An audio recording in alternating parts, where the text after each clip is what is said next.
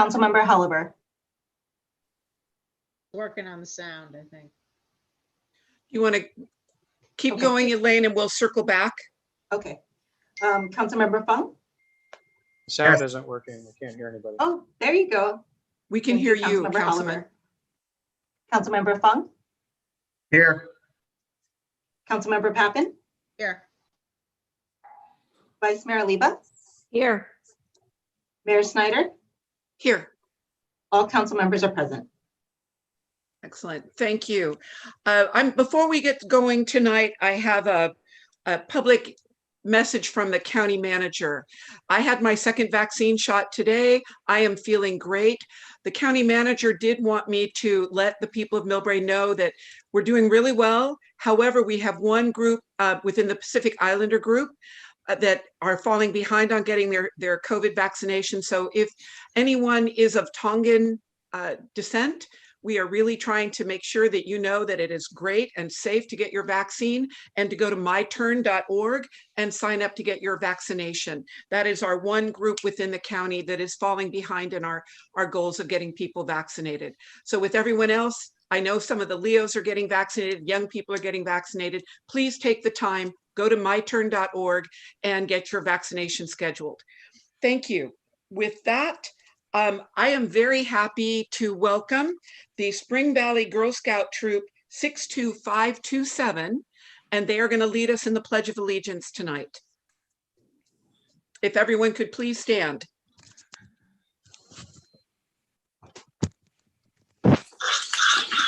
And I'm looking for our young Girl Scouts.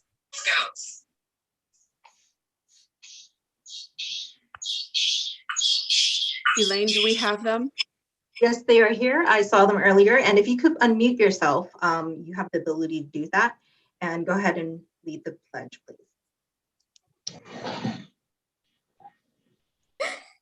I pledge of allegiance to the To the flag. flag. Go ahead. I'll mute me. Go ahead and just unmute yourself and continue, please. Of the United States of America, and to the republic for which it stands,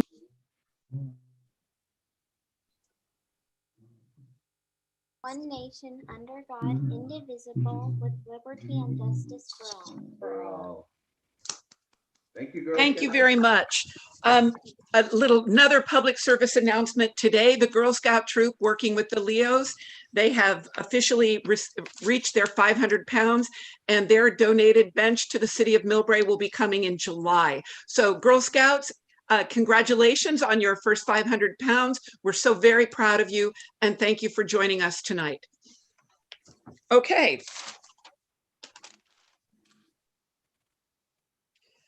Next up are the ceremonial presentations. Elaine, if you could please pull up Asian Pacific Islander American Heritage Month. Thank you.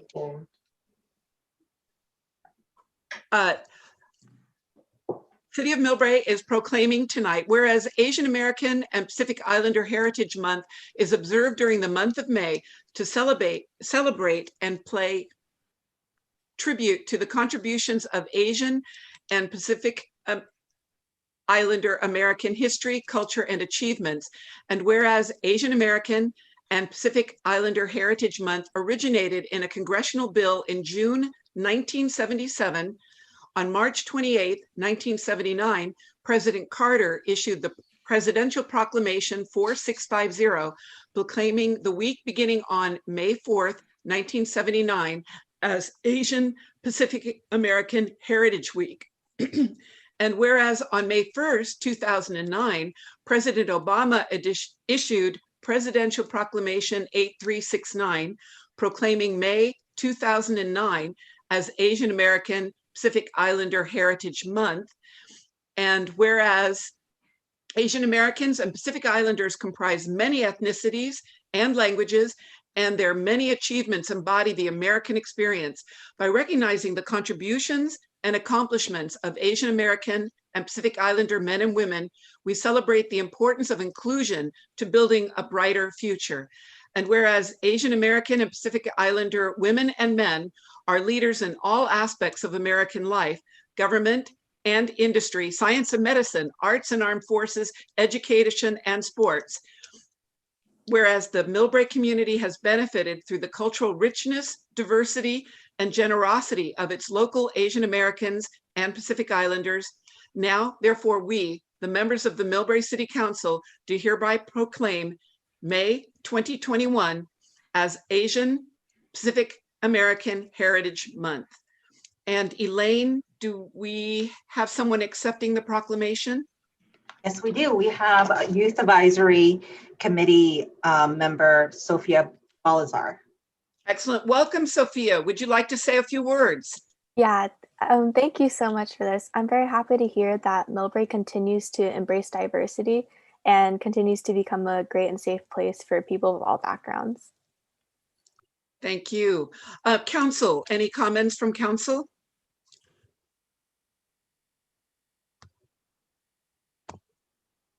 Okay. I don't see any other comments. Any comments from the public? If you could raise your hand, or if you're on the phone, I'm checking the phone list. I see Michael Kelly. Hello, everybody. I'm here with my wife, Amy, and on behalf of Millbrae ARC, the Anti-Racist Coalition, we are very proud to share with the city of Millbrae the banner that's going up for AAPI Heritage Month. It has been delivered. It'll be up May 1st on the City Hall building, and it celebrates, or excuse me, focuses on the celebration of solidarity and community and celebration. So we are thrilled to be partnered with the city of Millbrae. Thank you very much. And nice job, Sophia. Thank you. And yes, thank you, Sophia, and all of our members of the Millbrae Youth Advisory Committee. I'm so glad to have you here. Okay, moving to number 2. Amy, oh, wanted to just contribute. I'm sorry. Go ahead, Amy. We're a duo. Also, as part of Millbrae ARC, one of our highlight events for Asian American Pacific Islander Month will be a book talk.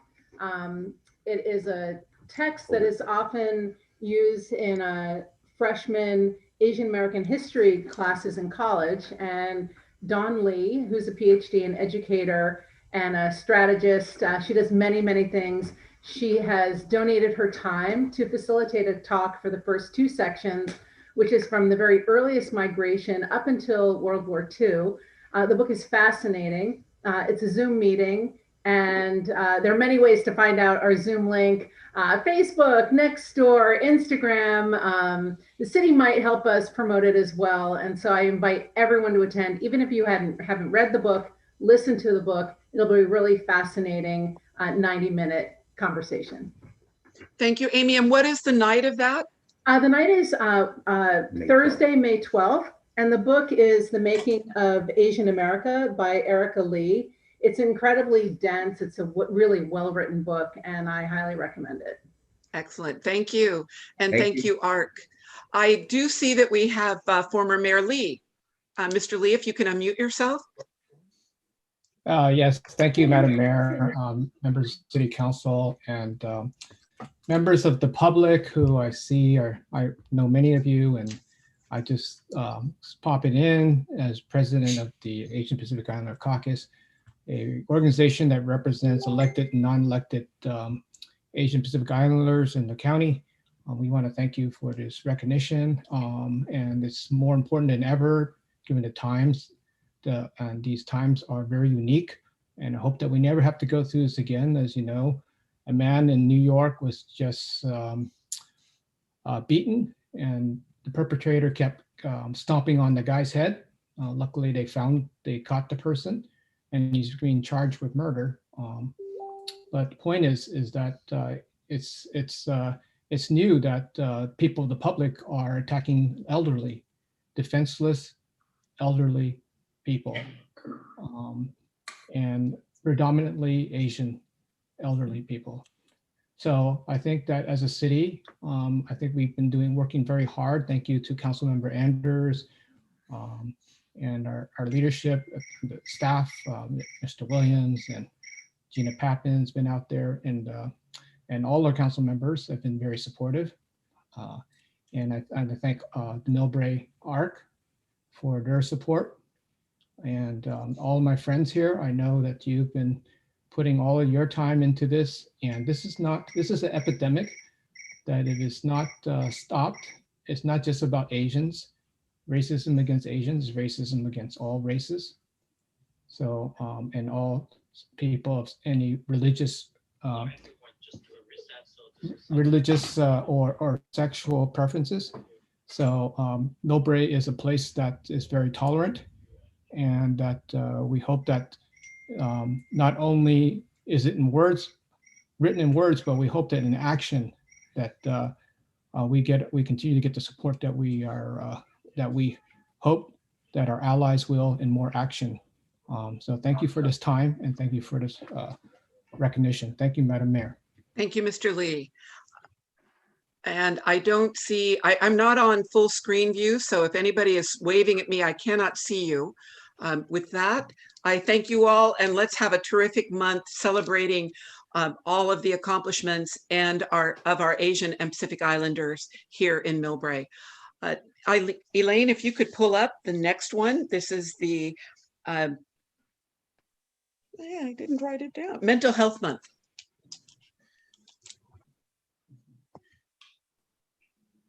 Okay, whereas mental health and freedom from substance use issues are fundamental to the overall health and well-being of all community members, regardless of gender, race, ethnicity, sexual orientation, religion, or economic status.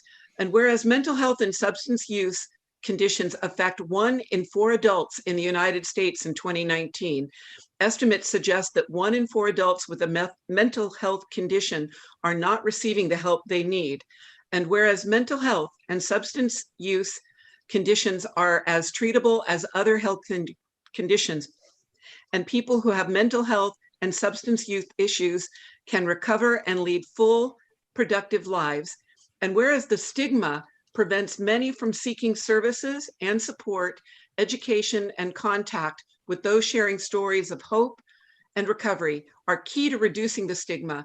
And whereas the 2021 May Mental Health Month focuses on the theme of #Hope for Change, the past year has brought unanticipated changes, leaving us to face the challenges and to transform. #Hope for Change reminds us to spread hope and to rely on the hope that carried us through this year of change. And whereas we should all strive to let people living with mental health conditions know that they are not alone, and encourage them to get help and support they need to follow their journey to recovery. Now, therefore, we, the members of the Millbrae City Council, do hereby proclaim May 2021 as Mental Health Month. We hereby invite and encourage our citizens and organizations to raise mental health awareness and to continue helping each other live longer, healthier lives. And with that, I know that we have Jean Perry, one of our own here in Millbrae, who is a commissioner on the San Mateo County Mental Health and Substance Abuse Recovery Commission, to come in and say a few words. So if we can get Jean unmuted. On behalf of the Mental Health Month Planning Committee, I thank the City of Millbrae. As you are aware, the COVID-19 pandemic has put even more stress on us and our mental wellness. The mental health needs increased significantly from August 2020 to February 2021. Only if only you look at the measurement of individuals with anxiety or depressive disorders. So the stigma and lack of awareness of resources are some of the key barriers preventing people from getting help around these issues. And Mental Health Month is one of the best times of the year to increase awareness and inspire action to reduce stigma against those facing mental health and substance use issues. So during this month, we will be wearing the lime green color, which is the national color for mental health. And it represents how we want to bring a bright light to an important issue that may be hidden or seen negatively. The planning committee has organized almost 50 virtual events, including open mic, music, art, films, pets, children's stories, speaker panels, and more. And if you attend the opening event at 10 o'clock on Saturday, May 1st, you might be able to win free park passes. They are not virtual. Everything else is. The events will target a range of ages for kids and older adults and transitional age youth. And most will be held in English and Spanish, although translation is available for many of the events. All events are free and open to the public, and I'll encourage you to attend one or more, and to wear lime green and to talk openly about mental health with others. Thank you very much. Thank you, Jean. I know that we've got Cheryl Fama here, but I see Vice Mayor Annie Oliva. Vice Mayor, if you would like to say, I mean, okay. I just want to say that I am so grateful for you taking this and putting it on the forefront. And I'm not sure if the lime green is to stand out and make sure that everybody is so aware of mental health issues and the need for all of these conditions for recovery and encouraging people to get help. But Jean, I am so grateful, and thank you so much for all your efforts and your work. And I'm talking out of turn because I'm sure Cheryl has much better words than I do. But I cannot let this proclamation go out without saying thank you. Thank you, Vice Mayor. Director Fama, Cheryl, if you can unmute yourself, please go ahead. I hope I am unmuted. You're perfect. Hello, Mayor Schneider and council members. My name is Cheryl Fama, and I'm a longtime resident of Millbrae and a career healthcare professional. But I'm here tonight as a commissioner on the county's Commission on the Status of Women. On behalf of the commission, we want to thank the city of Millbrae for acknowledging that mental health and freedom from substance abuse is fundamental to overall health and well-being for all members of the community. As a commissioner on the status of women, I want to raise awareness of the disproportionate impact the pandemic has had for them. Although women comprise 39% of the workforce, they were 54% of those who lost their jobs. 62% of women reported fair to extreme stress over finances. Women are the majority of workers in the high-risk jobs, such as retail and healthcare. Women bear the brunt of care responsibilities for aging parents, family members when they get sick, childcare when it's no longer available, and some school assistant and homeschooling when the schools are closed. Pregnant mothers and those with young children are experiencing a 3 to 5-fold increase in self-reported anxiety and depression. And tragically, women have been the target of a dramatic increase in domestic violence during the pandemic. To our women, council members, and all women in the audience this evening, please know that during these unprecedented times come stress, sadness, and anxiety. You are not alone. Sharing your emotions with supportive listeners can alleviate stress and improve your mood. Practice self-compassion. Too often we are kind to others and dismissive to our own distress. And seek out professional help. It's not a sign of weakness, it's a sign of strength. I want to just emphasize what Jean just said about the wonderful programs the San Mateo County Mental Health team, as well as so many of the wonderful providers in our community have put together for you. You just have to go into your search engine and type in San Mateo County Mental Health Month, and it'll pop up, and you'll see just such a rich list, everything from a video that talks about angst, raising awareness around anxiety, to youth-led discussions on quarantine diaries, perinatal, mental health. And then, as Jean mentioned, music and trivia for older adults, yoga, pet therapy. It's just a wonderful list.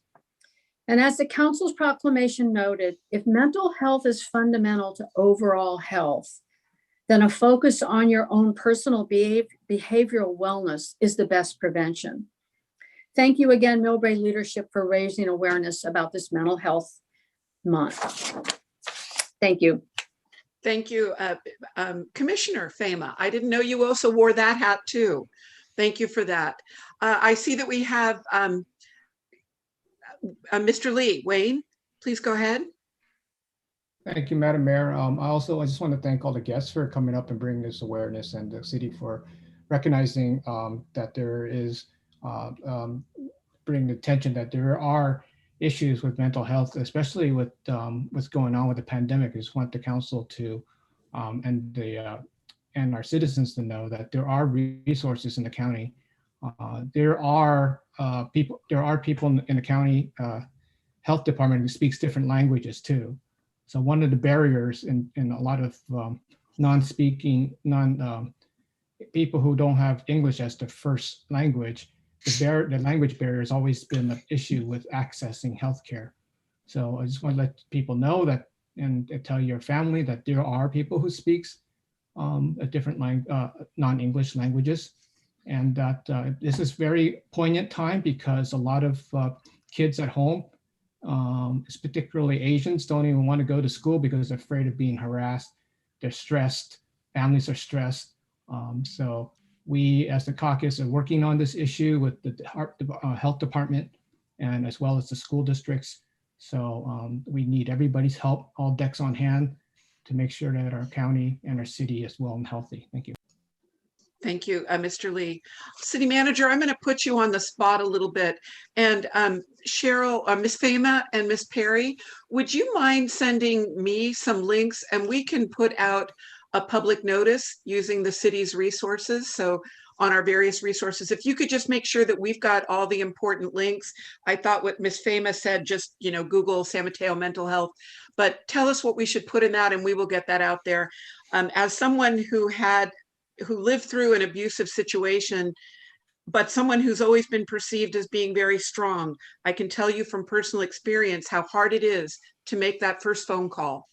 And it is the path to feeling better. So this is that month where we want to encourage all of you, whatever you're feeling, even if you don't think it's that serious, to reach out and talk to each other, talk to people. And there is no shame in it. In fact, as Ms. Fama said, there is strength in it. So I thank you both for coming and speaking, and for Mr. Lee, and thank you. And let's make this a month where more people are getting vaccinated, so we'll lose a little bit of anxiety perhaps, but we're now dealing with a whole new world. So this is a month to ask for help if you need it. Thank you. City Clerk, if we could pull up the National Historic Preservation Month. May is a very popular month. All right, and I know that we have Millbrae Historical Society President John Muniz accepting. Whereas National Trust for Historic Preservation established May as Historic Preservation Month in 1973 to promote historic places for the purpose of revitalizing neighborhoods, fostering local pride and community character while enhancing livability. And whereas Historic Preservation Month can instill awareness of local historically significant buildings and landmarks to the residents of Millbrae and surrounding communities. And whereas historic preservation is relevant for communities across the nation, both urban and rural, and for Americans of all ages, walks of life, and ethnic backgrounds. And whereas it is important to celebrate the role of history in our lives and the contributions made by dedicated individuals in helping to preserve the tangible aspects of the heritage that has shaped us. And whereas preserving our historic resources is vital to ensuring the success of commercial and residential environment and maintaining the character and heritage of the city of Millbrae, we now therefore, the members of Millbrae City Council, do hereby proclaim May 2021 as National Historic Preservation Month. And Mr. President Muniz, if you can join us, and if you have a few words. Thank you, Madam Mayor. As you know, Millbrae is in a state of constant change and is in the process of becoming an international hub of transportation and commerce. The Millbrae Historical Society has been around for 51 years to protect and enhance the great history of the city of Millbrae and its community. Remembering our past will guide us into the future. Thank you so much. Thank you, Mr. Muniz. Any comments from council? To the public, I want you to know that I think I've brought this up before. Rotarian Joe Terezi has been helping me identify maps showing our historic neighborhoods in Millbrae. According to the federal government, any neighborhood over 50 years of age can be designated as a national historic neighborhood. Why we want to go ahead and do that is it gives us the ability, when different entities like transportation entities are doing projects, to get special recognition, possibly get protection from noise and air pollution. So this is the time, if we'll be reaching out neighborhood by neighborhood to talk about your neighborhoods. It was very interesting to know that the first designated neighborhood in Millbrae was actually the strip running along Millbrae Avenue to 199 of all of the street trees. So 199 Poplar, 199 Palm Avenue. However, the first neighborhoods actually really built was the Marina Vista neighborhood, which is technically our oldest subdivision in Millbrae. So almost every neighborhood except one in Millbrae is over 50 years of age, and be looking for more information coming from the city over the next year or so on this process. So it's very exciting. It'll help identify unique features in each neighborhood.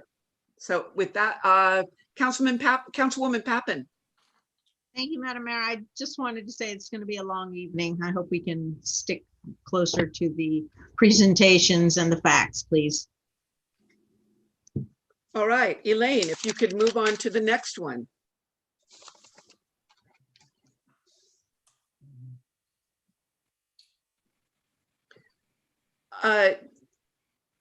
Each May, the United States Department of Health and Human Services Administration for Community Living leads our nation's observance for Older American Month, and this year's theme for 2021 is Communities of Strength. Our community includes a growing number of older Americans who make countless contributions to our community every day. The city of Millbrae is stronger when people of all ages, abilities, and backgrounds are included and encouraged to make their mark. Sharing their stories and contributions are what helps support and inspire others. And the city of Millbrae recognizes the importance of physical, mental, social, and emotional well-being of its citizens. The city of Millbrae encourages its citizens can support our community members by promoting independence, inclusion, and participation, and engaging older adults through education, recreation, and service, and connecting people with opportunities to share their time, experience, and talents. Now, therefore, we, the members of Millbrae City Council, do hereby proclaim May 2021 as Older Americans Month. And we urge every resident to take time to recognize older adults and people who support them as essential and valuable members of our community. And I know I see Vice Mayor Oliva. Vice Mayor, would you like to go before or after Marlene and Rochelle accept the proclamation? I would love to go before them only because they're a hard act to follow. That is true, please. And I know you are the liaison. Please go ahead. I am the liaison, and this Marlene and Rochelle do an incredible job with the seniors committee. And not only do they do an incredible job with what goes on in Millbrae, but they've enhanced it by actually doing a connection to people that need, everybody's on Zoom with the seniors, by the way.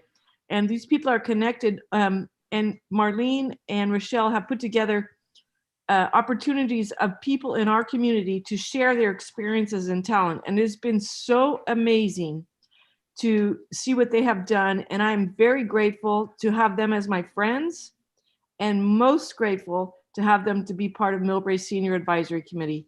Thank you both. Thank the whole committee, but thank you both for your leadership. Thank you. Thank you, Vice Mayor. Marlene and Rochelle, it's your show.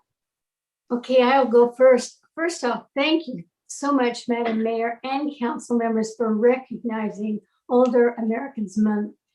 I know that it is a busy month, but it's so important for us to realize that there's a wealth of knowledge and so many experiences that we want to share. So we have a new program. It's on its 5th month, and it's called Senior Stories. And the people that are chosen each month have a birthday during that month. And we usually have 2 speakers. Rochelle is has a birthday this month, so she gets to speak. But the important thing I want to share, I don't know if you can see the senior line that we have. I'll hold this up so you can see it. I just have to stress, and our committee, Senior Advisory Committee stresses, how important this senior line is. And I want to definitely make sure that we realize that Jeff Gabriel is the one that has created it, has done his homework, and it is there's a wealth of knowledge. And Gabriel is the recreational coordinator, and he has taken over the job of being with the seniors. And when you go through this material and every page gives ideas of what seniors can do, the references for seniors. And at the back, we have the birthday list. And we've been trying to call all of those, if we get telephone numbers, call those individuals on their birthdays and wish them a very happy birthday. So it's been a wonderful experience. And I've heard lots of compliments about this senior line and also our senior stories. People have said, I'm really getting to know people. And it's so much fun, not only to read the senior line, but to learn about others' lives and how they have influenced, or Millbrae has influenced them. So it's just a really, really a special month for us. And we so appreciate this proclamation and want to thank you for all the accolades that seniors have been given, especially Annie. We really appreciate what you have given us as well. She's a very good liaison for us. Rochelle? Thank you very much for the proclamation, and all of us seniors really appreciate. There's so much that you're, especially the Recreation Center. Jeff Gabriel has been really instrumental in helping us maneuver through all of this year, he and Adrian, and we really appreciate it a lot. And we look forward to another year of, my ladies are always asking, when is it going to be able for us to meet? We've all had our shots, so we're just waiting to be able to get together again in person. Excellent. Thank you, ladies. And to continue that, we were hoping the stories will be able to be met at the rec center and we can share one-on-one. And it'll be much better than Zoom because many of our seniors do not use Zoom at this point. So we're looking forward for the rec center to open. Thank you. Thank you. Any other comments from council? Any comments from the public? Mr. Lee. I think you're tired of listening to me, but I just wanted to say hi to the ladies. My mother couldn't be here, but she's a little shy. But I just wanted to thank all of the senior committee for all the work you're doing because the seniors at home are they can get easily depressed. And when the pandemic started, the senior committee was worried about feeding them, and they did a lot of work. I think that they deserve a lot of credit. So thank you, ladies. Thank you, Mr. Lee. Okay. I'm sorry, Marlene. Self-help for the elderly has done a lot, and they do have food that they bring to Millbrae residents. Thank you. All right, Councilman Fung, you're going to take the next agenda item. So Elaine, if you could pull up the next one. It's in your hands, Mr. Fung. Thank you, Madam Mayor. Thank you so much. So this is the proclamation for Communities United Day. Whereas the world continues to battle the coronavirus pandemic, there are other crises that remain prevalent throughout our communities. The increase in assaults and discrimination towards the Asian American and the Pacific Islanders, African American, Latino Americans, Native Americans, LGBTQ+, and other marginalized communities. And whereas Asian Americans, African Americans, Latino Americans, Native Americans, and all other groups marginalized by race, gender, and sexuality have equal claim to protections afforded to all Americans through our Constitution. And whereas languages and actions motivated by animus and are still targeted at marginalized groups despite legal protections and are often normalized in society. And whereas the Asian American and the Pacific Islander community, especially the elderly populations, have recently been victims of crimes motivated by racial animus, as witnessed throughout the Bay Area and across the entire country. And whereas crimes committed against marginalized communities of all kinds has too often been a defining part of America's history. And whereas government at every level should not condone racism, xenophobia, discriminations, inequality, and intolerance by working to ensure that all marginalized communities, no matter their background, language, or beliefs, are treated with dignity and equality. And whereas America's always been a diverse country by virtue of our unique history, and this diversity is a strength of our national character that requires protection through mutual understanding and solidarity. And whereas the city of Millbrae wishes to affirm its commitment to the safety and well-being of all Asian Americans, African Americans, Latino Americans, Native Americans, LGBTQ+, and other marginalized communities and visitors, to ensure they know that they are not alone and that they can speak out to help stop the spread of bigotry, assaults, and intolerance. And now, therefore, we, the members of the Millbrae City Council, do here proclaim May 15th as the Community's United Day.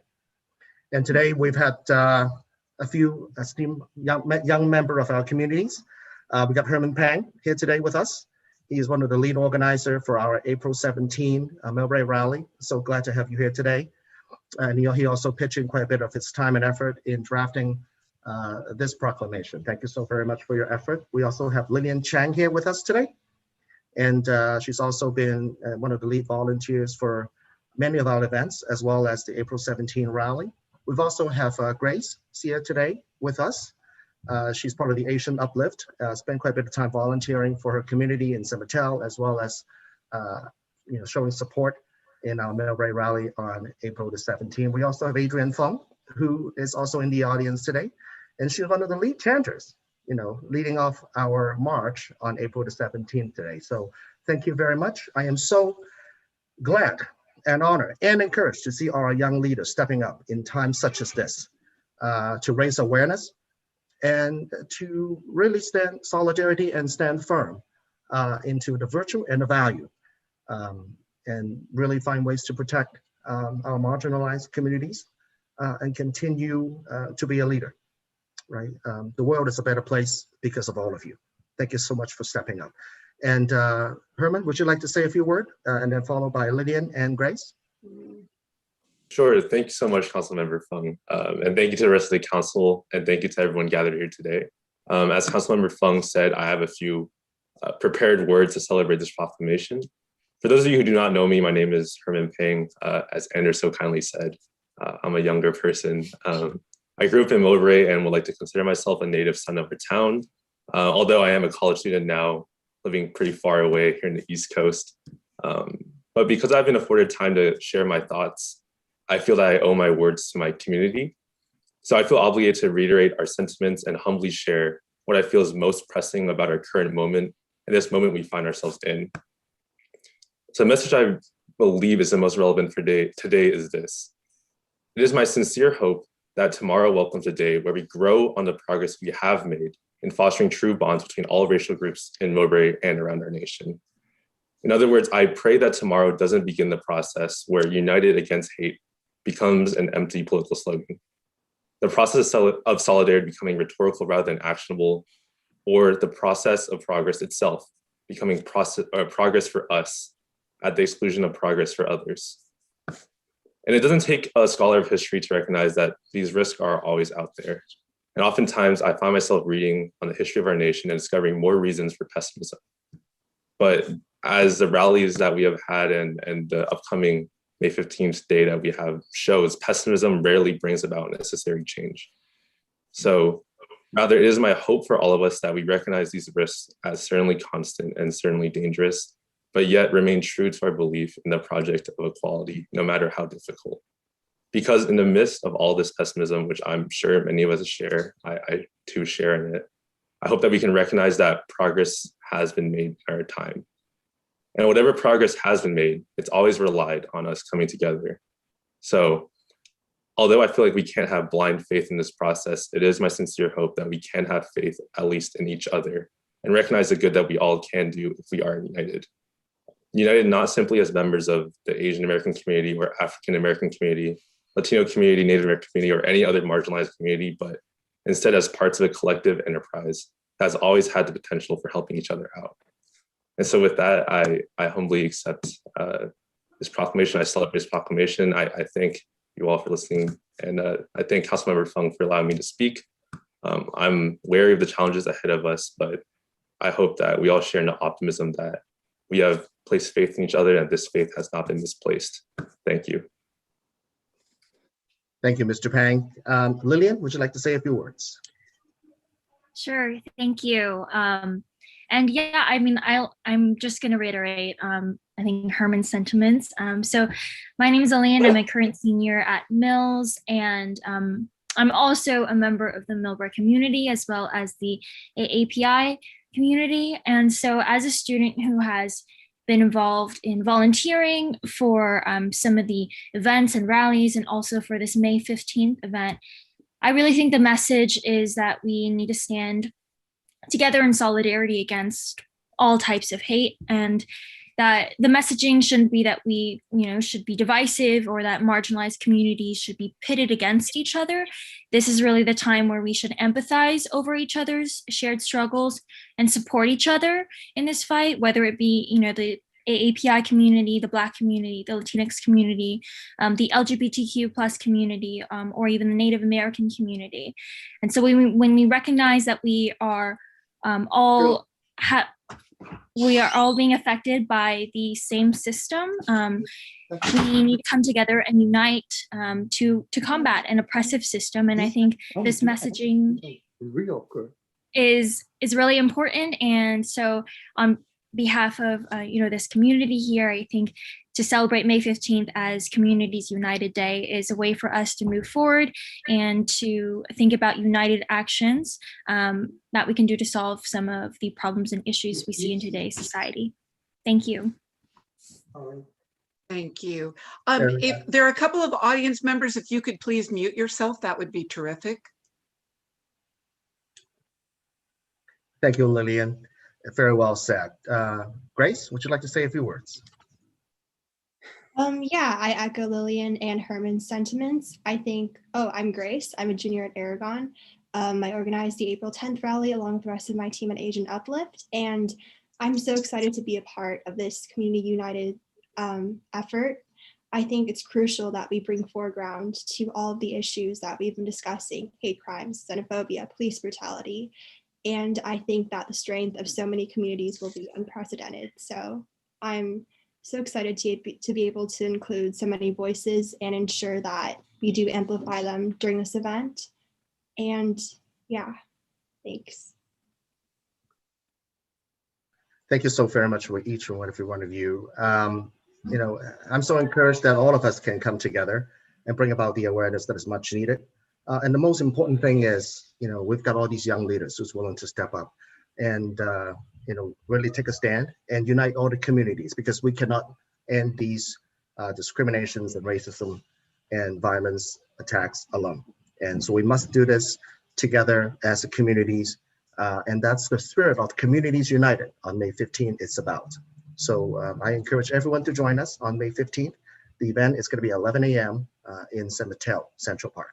Thank you very much. With that, Mayor, turn it over back to you. Thank Excellent. Thank you. And thank you all for speaking tonight. Elaine, if you could please pull up our commendation for Chief Kunkel. All right. Chief, do we have you in the room? I know you were caught in traffic earlier. I just want to make sure that we have you. Yes, I am. Oh, thank you, Chief. All right. This is a very happy day, but for me, it's also a very sad day because I am your biggest fan.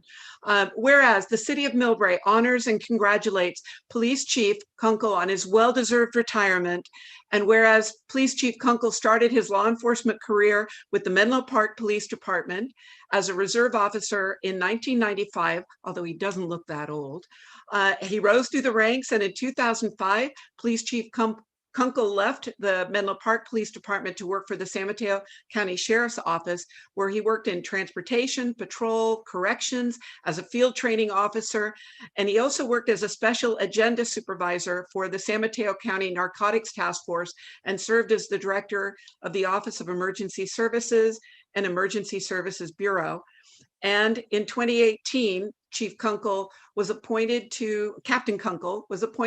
as Millbrae Police Chief of the Millbrae Police Bureau and commands the Sheriff's Transit Bureau Police and the Sheriff's North County Command.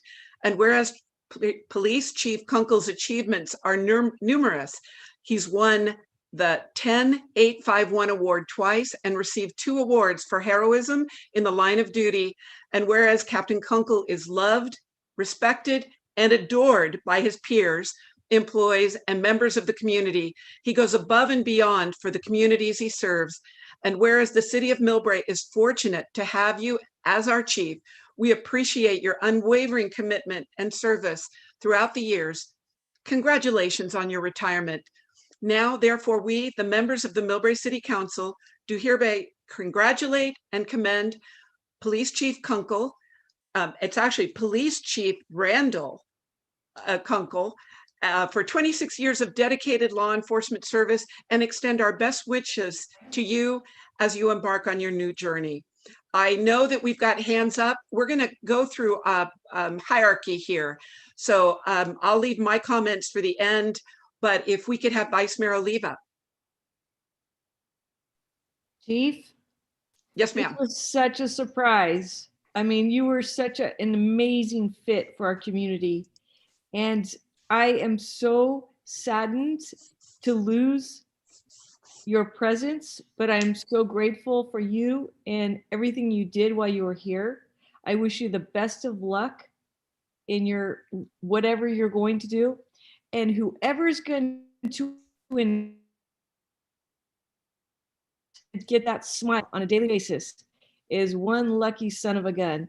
That smile that you brought to our city is Edison's smile. Thank you so much for everything you did for us. I really appreciate it all. Thank you. Thank you, Vice Mayor. Councilwoman Pappen.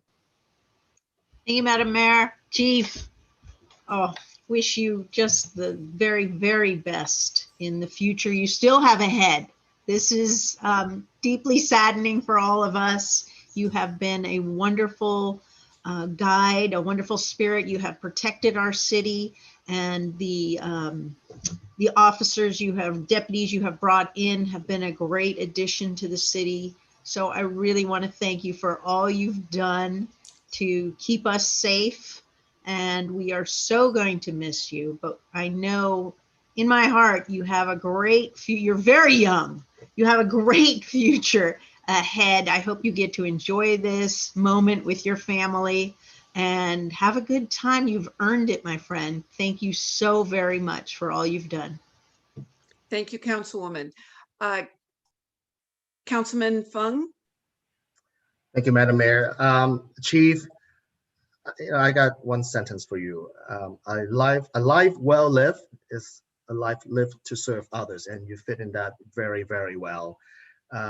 You've dedicated, 27 years of your professional life serving others and protecting others, and that is very honorable of you. Thank you so very much for all you do. We're safe because you keep us safe every day.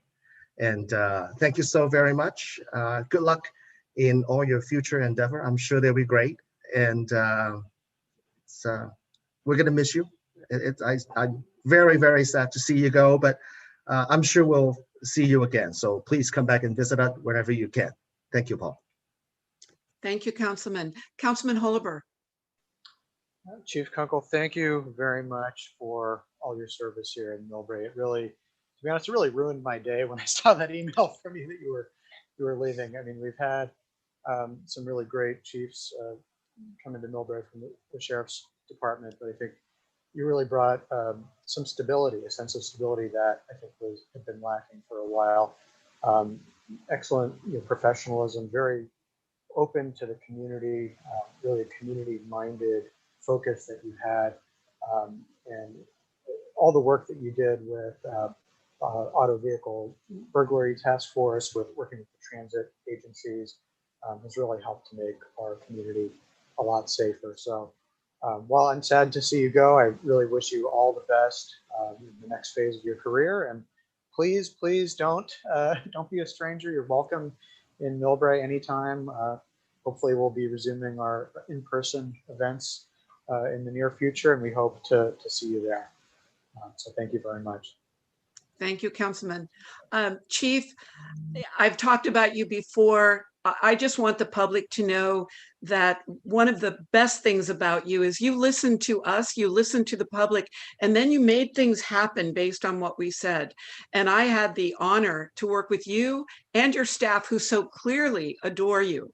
So obviously love and put forth 200% for the bike rodeos. We had no money to do it. We had no grants. You brought in the highway patrol. You brought in so many other teams to us that we as a small city could not have. And with the disaster preparedness workshop, same thing. You brought in teams from across the county, and it's just absolutely marvelous. And I just like Councilman Holober, when I got that email, it's like, no, I'm very sad, but I am so happy for you. I saw your daughter in the background. I want you to come to our, if you have, it's 4th of July weekend, our Beats and Brews. I know you and your family and your wife have come to that. Please come and spend time with us. And if you never need anything from me, I can't speak for the others, but I am here for you. And I just wish you the very best. And you are just the perfect person for Millbrae, but good luck in your future. And now I know that the city manager has a few words. Yeah, thank you, Mayor. Again, Tom Williams, City Manager. Well, Chief Kunkel, I mean, you are just simply amazing. And this is of course, bittersweet. It has been an honor and a privilege to work with you on many things here at the City of Millbrae. From day one, you were highly visible in the community. You were open, transparent, engaging. You brought in a lot of community policing programs that have been highly successful. As the council members have said, you've led the way to the bicycle rodeo, getting that moving, Emergency Preparedness Day. The little known, Councilmember Holober brought it up, Vehicle Task Force that grew to over 60 agencies, which has just been an amazing program, highly successful. But your leadership, your tactical knowledge, and again, your approachable style is second to none. And you're the type of person, I've got 35 years in the municipal business, worked with several chiefs, and you are truly irreplaceable. So it's been an honor and a privilege. I congratulate you on a successful career. I congratulate you on your next adventure. Just remember my phone number when the IPO is released. I'd like to be a part of it. But congratulations, and I know that you will continue to be successful in the private sector. And my hat's off to you for a very, very rewarding and successful career. So thank you for everything that you've done. Thank you, City Manager. Members of the public, I see Randy Torrijos. Thank you, Mayor Schneider and honorable council members. On behalf of Supervisor Dave Pine, I just wanted to quickly join the City Council in thanking Chief Kunkel for his years of public service to the City of Millbrae and to the County of San Mateo. And on behalf of the entire San Mateo County Board of Supervisors, we'll be sending you an honorary resolution again to thank you and congratulate you. Thank you, Mr. Torrijos. Any other members of the public? With that, Chief, we didn't embarrass you at all. Would you like to take the stage? First of all, thank you so much. I have had a really unique career, and I've had great opportunities to work a bunch of really interesting assignments. I got to tell you, this was the greatest way imaginable to cap off a career in law enforcement. I was a South County guy throughout my entire career. I'm a Spanish speaker, so the need mostly was in the south part of the county. And when this opportunity came up, I had very straightforward talks with then Mayor Gina Pappin and Tom Williams, and they told me exactly what they wanted. And I did my best to embody that And I can't imagine working for a better community that's more supportive, that really wants to do great things, that really works together well, that never takes no for an answer. Impossible isn't impossible. Everything can work in Millbrae. And it's been a real pleasure to work with the city, to work in this great community. I've been really fortunate to have a fantastic group of men and women leading my bureau. You are really in good hands with the people who are wearing uniforms in your city. I do leave you in good hands. And I think, I don't want to scoop anybody, but the person who's going to replace me is fantastic. I can't think of anyone better. And I don't know if I'm supposed to release the person's name yet, but this person has my complete confidence. And I think you're going to see the continued upward trajectory of what we're doing at our bureau, and especially as far as public engagement and public safety. So thank you all. Thank you for your kind words. I don't know where you got from my cops that they like me. I'm very difficult to work for and very demanding. So I'm glad they were nice when they talked to you. That was good. But thank you so much for all the love and stuff. I really appreciate it. I'll never forget you. And I will be coming by for Beats and Brews. And I consider myself a de facto member of your community. So I will stay engaged, and thank you. Thank you, Chief. And thank you to you and your family and all of your staff. Best of futures. Okay, City Manager, you are up next. Agenda overview and staff briefing. All right, thank you, Mayor. Good evening to you and members of the City Council and the community. Again, Tom Williams, City Manager. Real quick, we have a lot of activities that are starting to emerge here in the springtime and summer as we hopefully move into the yellow tier shortly and move into more normal times. We have kicked off our summer academic and sports camp registration. Our registration opened this week. We have over 70 camps that we are providing this summer. The first series of camps start June 14th. You can log on to the city's website, visit our recreation department, and learn all about the offerings that we have this summer. You can learn more and register at this website, www.bit.ly/MILREC. So again, that's www.bit.ly/mil with one L rec. We also have a Planning Commission workshop tomorrow night, April 28th, starting at 6 p.m. And this is just to have community engagement and education to learn more about what it is to be a planning commissioner, what the function and jobs are of a planning commissioner.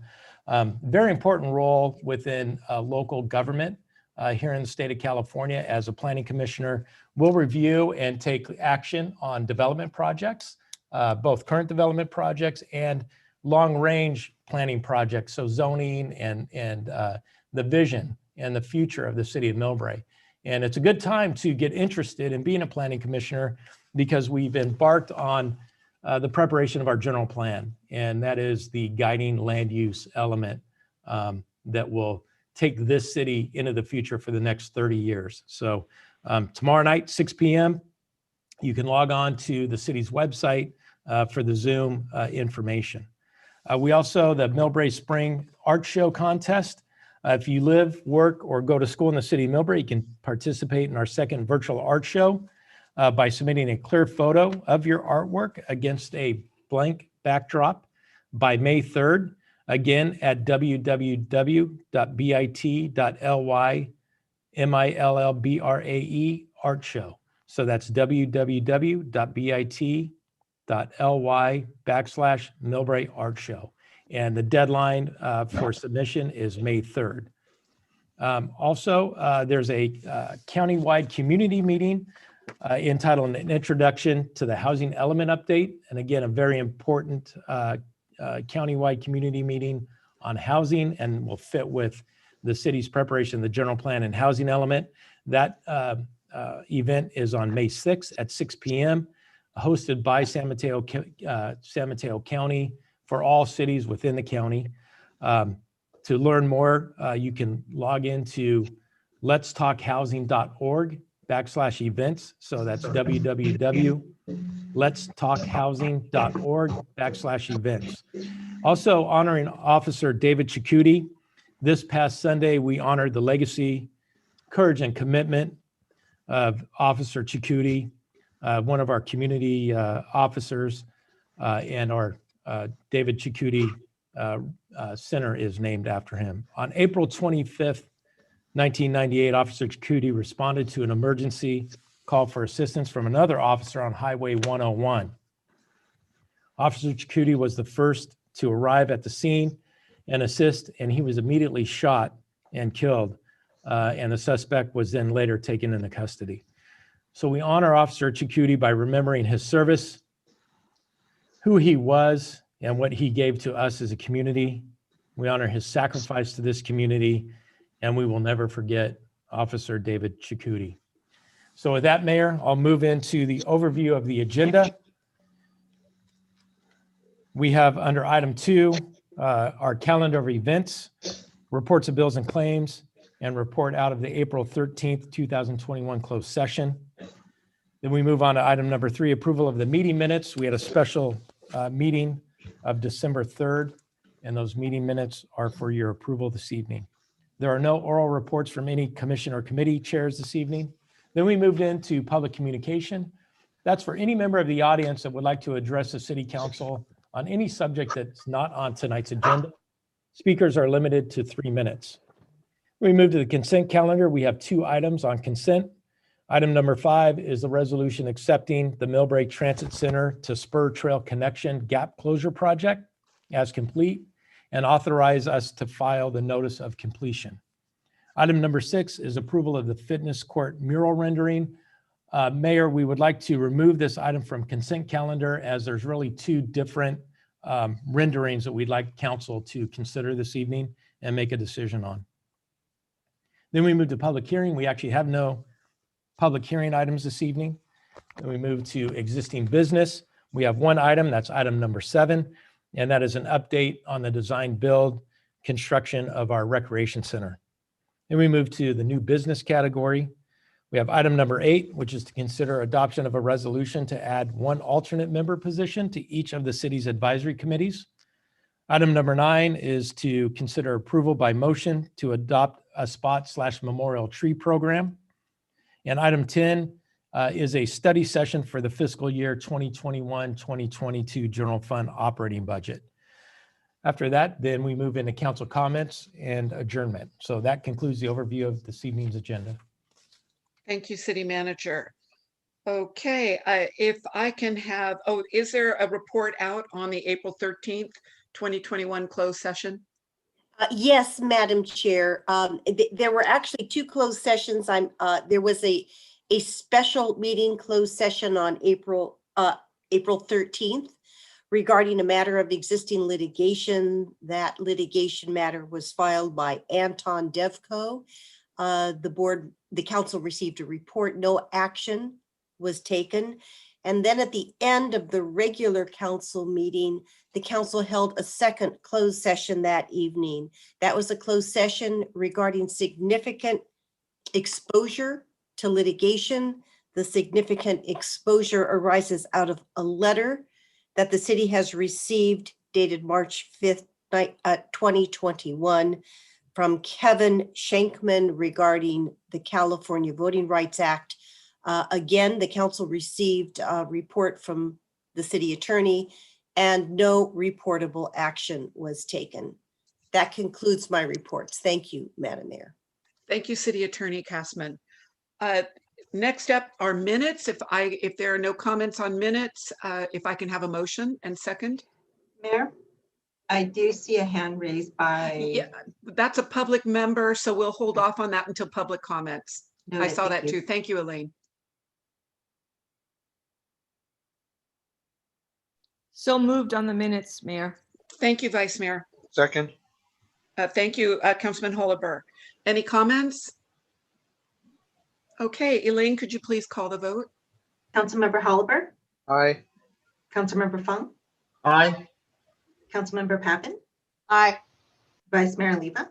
Aye. Mayor Snyder. Aye. Okay. The special meeting minutes of December 3rd is approved by a vote of 5-0. Thank you, City Clerk. All right, we have no oral reports from any city commissions or committee members tonight. Moving on to item number 5. This is public comments from the public for items not on tonight's agenda.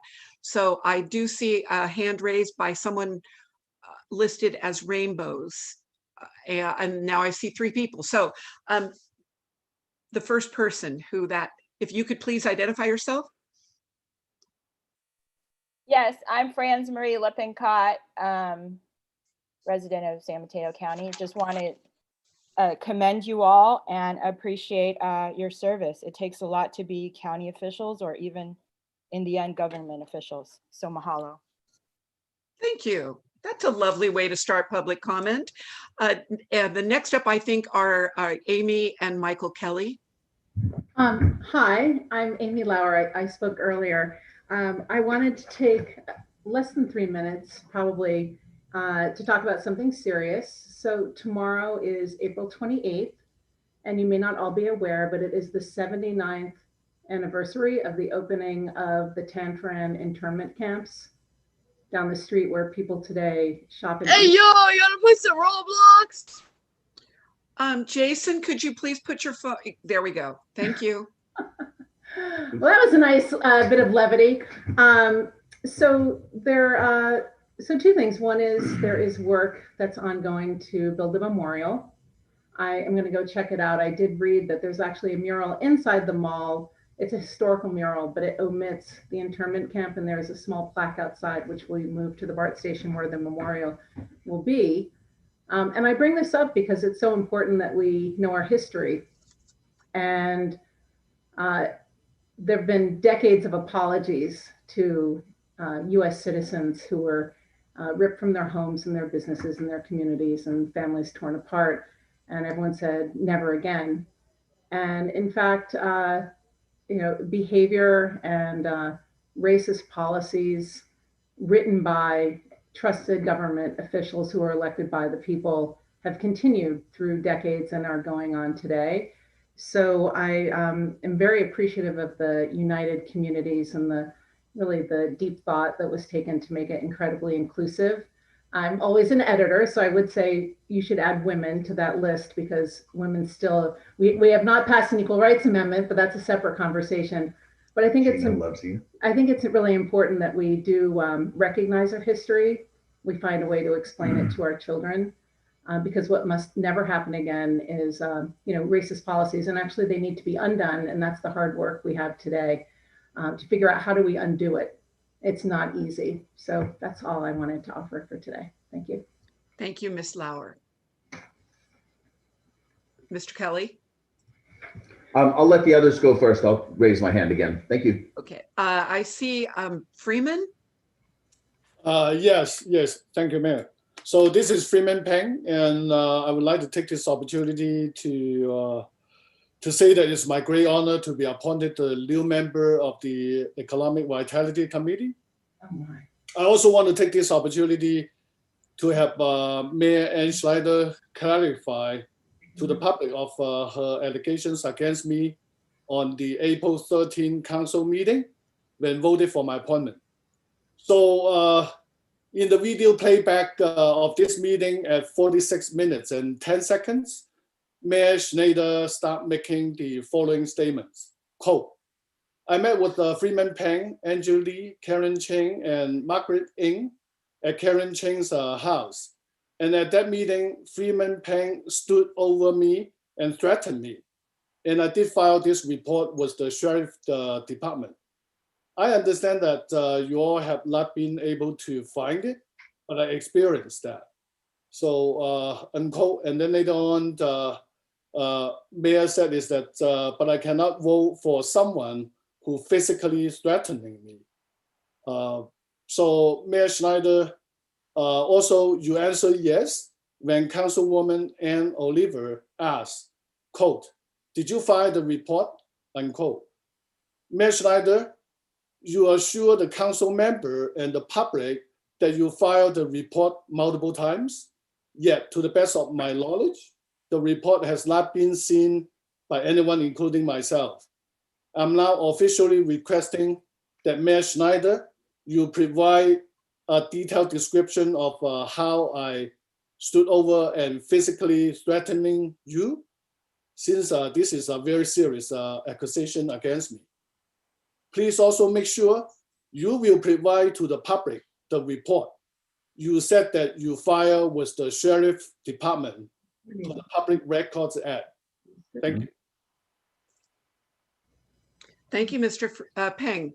Mr. Kelly or Margaret Ning. My turn? Yes, please go ahead, Ms. Ning. Okay.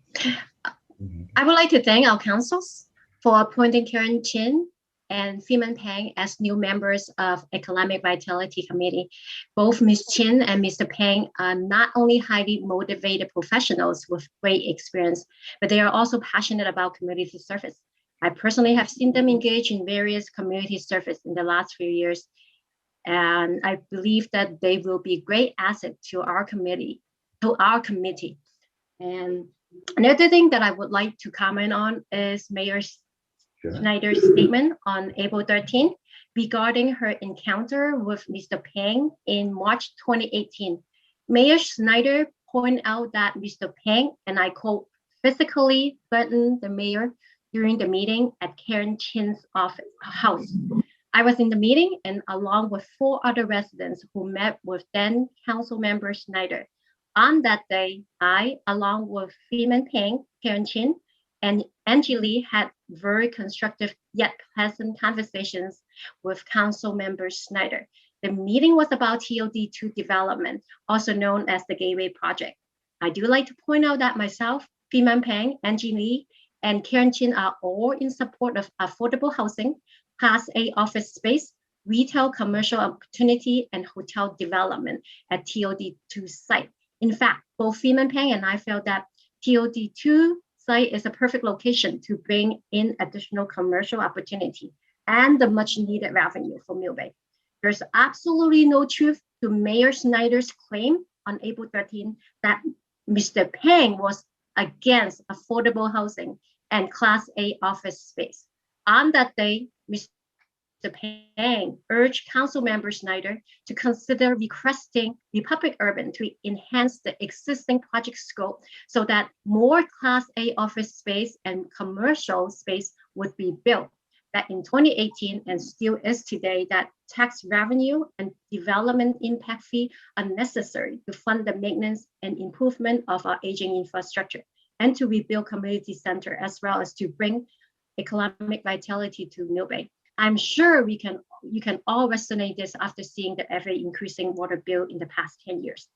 Anyways, during that meeting in March 2018, Mr. Peng expressed his concerns to Council Member Schneider in a pragmatic, peaceful, and professional manner. Council Member Schneider acknowledged Mr. Peng's concern during the meeting. The meeting ended in about 2 hours. I attended the entire meeting and I witnessed no physical threat of any kind. The entire meeting was conducted in a respectful, courteous, professional manner and peaceful manner. That's what I want to share with the entire council and the public. Thank you. Thank you, Ms. Ning. Mr. Kelly. Hello, everyone.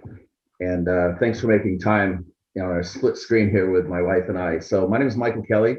Along with being a resident of Millbrae, I first moved here in 1993, came back in 2012 to raise a family. But one of the proudest things I have to say about Millbrae now is being a co-founder of Millbrae ARC, the Anti-Racist Coalition. And I very appreciative of this Communities United initiative. I applaud Councilmember Fung for putting that together and everyone coming together.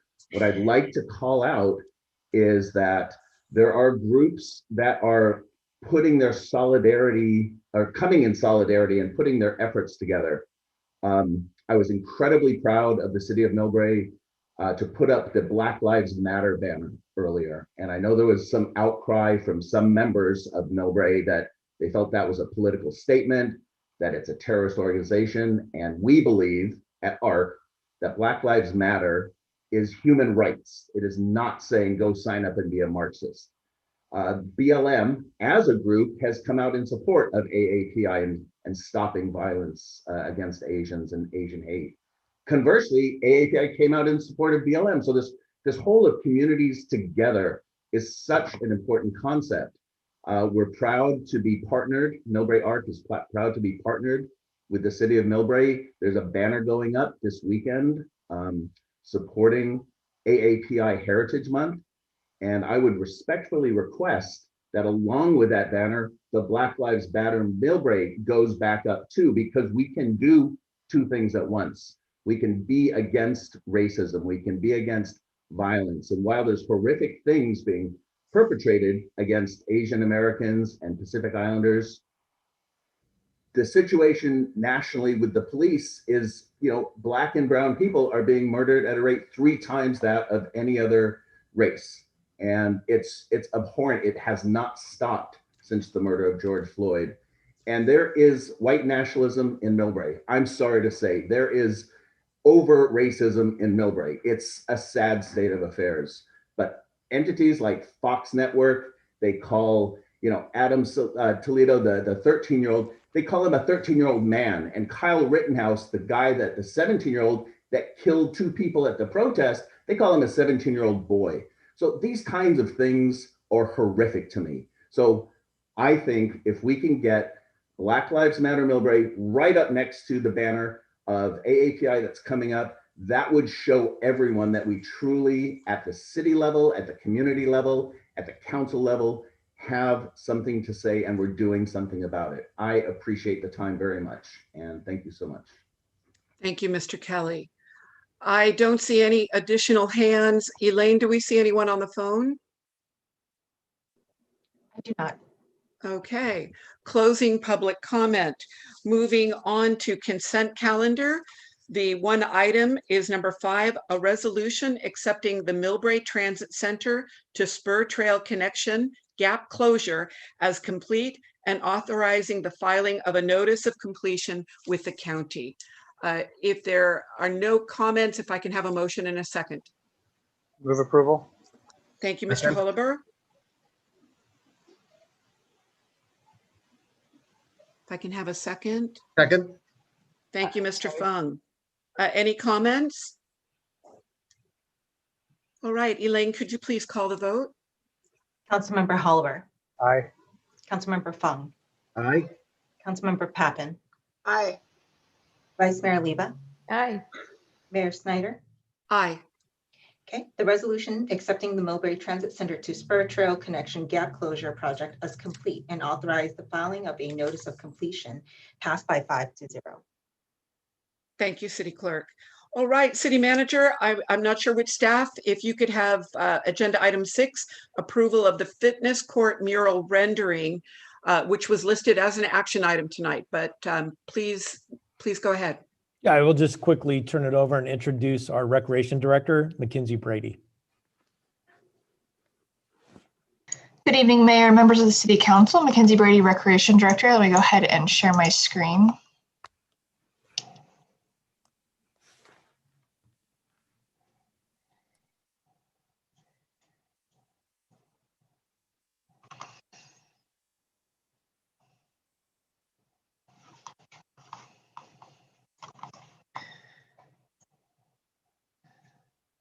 All right. Good evening again, Mayor, members of the City Council. For the presentation tonight, I will give a background and timeline of this project as well as the mural rendering, show you the images of the mural rendering, and then ask for next steps. For the background and timeline, if you recall, on January 14th of 2020, City Council approved for submittal of the Land and Water Conservation Fund grant for the Lower Spur Trail Skate Park and Fitness Court project.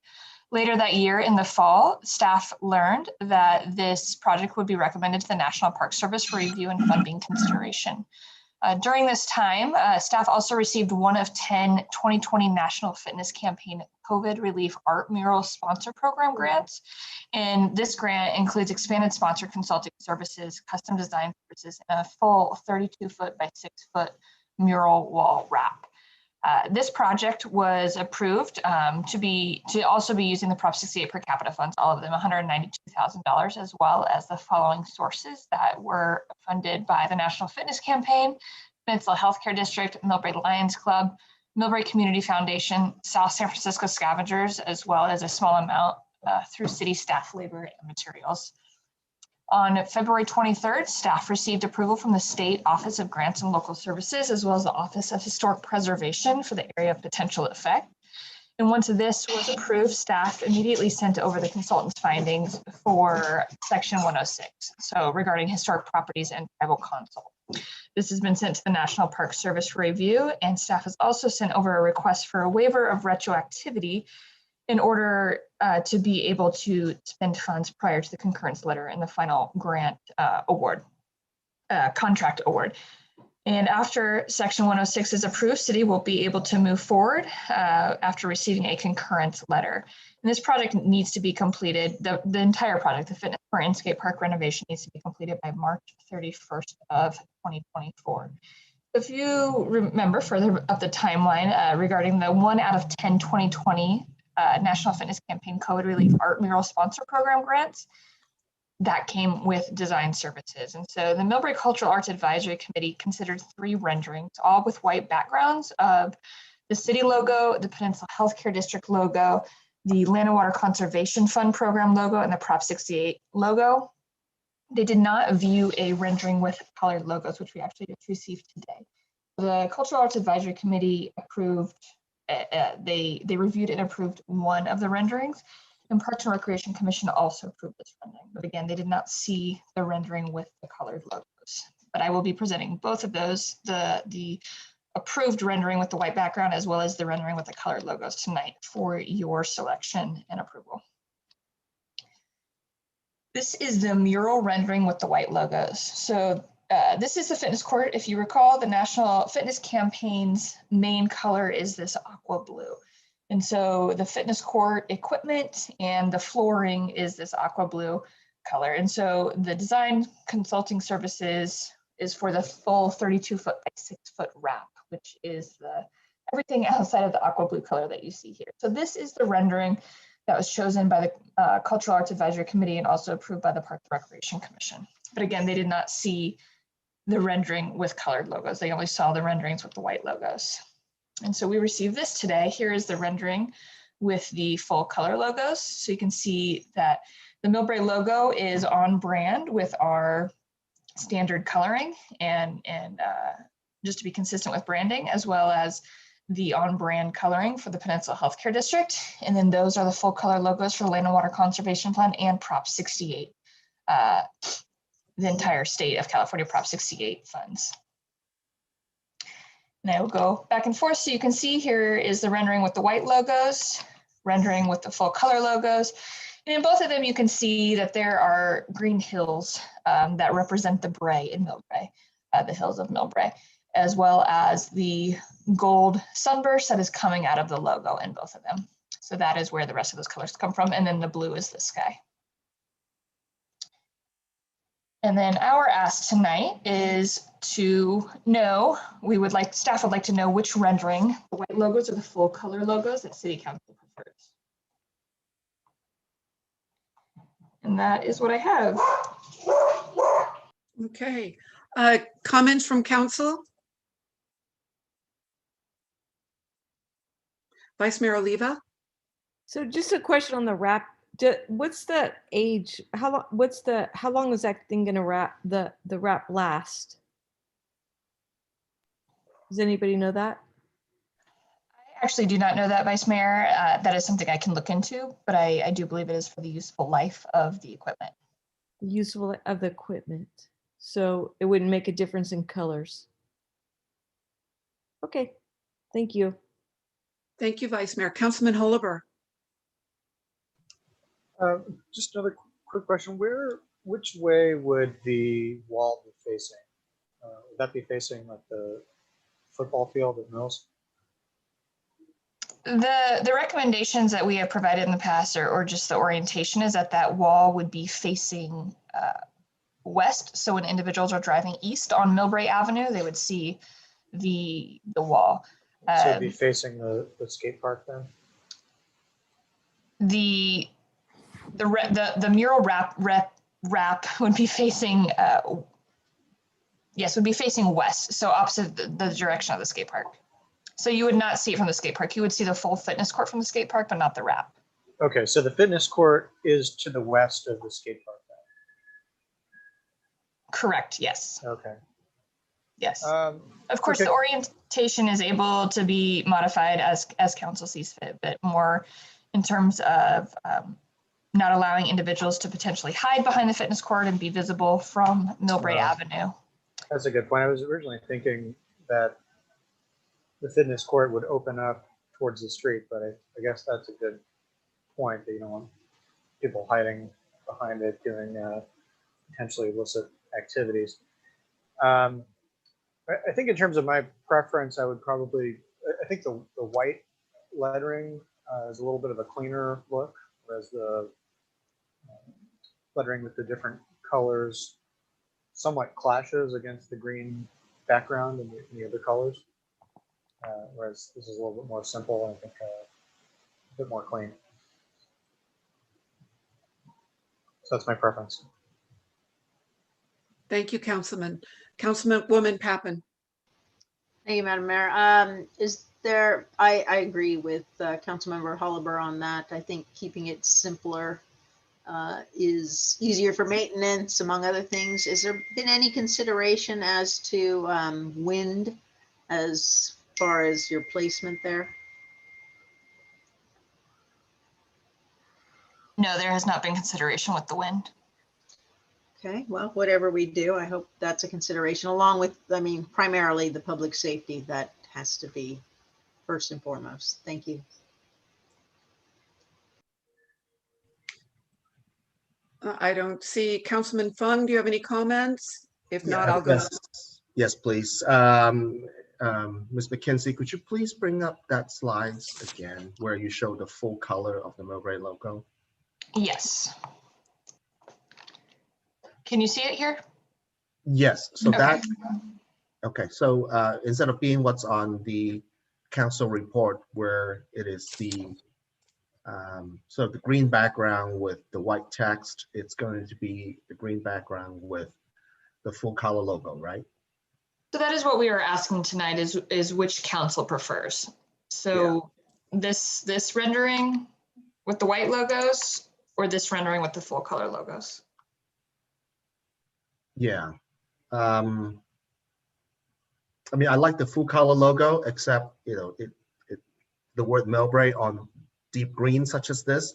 I don't know if this is really exactly going to be the color that is going to be on the wall, but too rich color such as this blending together, it doesn't seem like the word Millbrae pops up very well. So, but I do like, you know, the full color of Millbrae along with Peninsula Healthcare District and Prop 68 and all the other logos. That looks very nicely done together. If the green sort of, you know, tone it down a little bit, maybe that'll be better.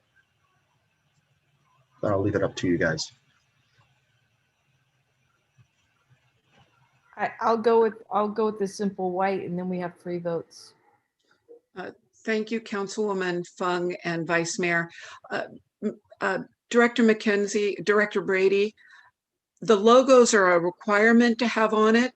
The reason I bring that question up is this is going in the spur trail, which is fairly natural. I know it's got the skateboard park. I know it has the bathroom, but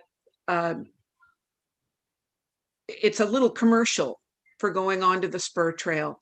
But is that the requirement?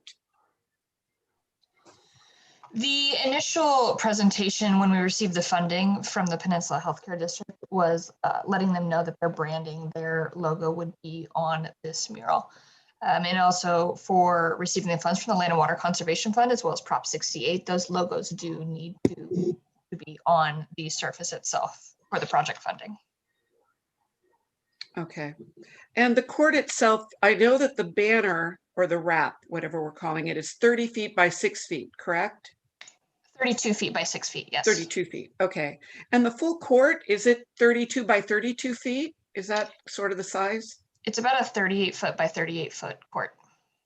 38 feet. Okay. And I'm sorry, I didn't pay attention to where it sounds. Can you show the one that seems like to be the council preference so the public can see that? Yes, let me share my screen. And I misspoke on that. The cement pad is 38 feet by 38 feet. So it is that 32-foot wide space. Okay. And this is the preferred with the green background and the logos in white. I think I agree with Councilman Fung. With Millbrae, I like the Millbrae part better, being Millbrae's colors, the maroon, but it's hard to see the Millbrae in maroon against the green. The green works for me against the fairly natural location it's going in. Can we do a version that maybe puts the Millbrae in red, but put black around it so it might stand out a little bit more? Yes, and I can definitely take this back to the designers. If you do want these full color logos so that we are able to remain on brand with the presentation, we can have modification done for the rest of the wrap. Well, again, if we've got, but this isn't the one that everybody likes. It's the other one. Not everybody, 3 of us. Okay. Councilwoman Pappen. I'm sorry, just to clarify, it appears 3 of us like the green and white, just the simple white logos is being proposed. Okay. So this was an action item. Is there move approval of the thank white. You. Of the one that's up right now, Councilwoman Pappen, the white on green? I believe she's referring to one as color and one as white. So I believe it's the white version. Okay, so there's a motion. Is there a second? Second. Was that Councilman Holoberg? Second. Yes. Okay, thank you. Any further discussion? Elaine, if you could please call the vote. Councilmember Holoberg. Aye. Councilmember Fung. Aye. Councilmember Pappen. Aye. Vice Mayor Oliva. Aye. Mayor Snyder. Aye. Okay. Approval of the fitness court mural rendering with white logo is approved by the vote of 5-0. Thank you. I'm sorry, I took this agenda before declaring that there were no public hearings tonight. So getting back onto the agenda, no public hearings, moving on to existing business. It is Millbrae Recreation Center design and build construction and fundraising update. This is an informational item. City Manager. Yeah, thank you, Mayor and Council. This is our monthly update on the progress of our design build of the Recreation Center. I would like to introduce Jane Cow, our city's project manager. Good evening, Mayor, Vice Mayor, members, City Council. Let me pull up the presentation.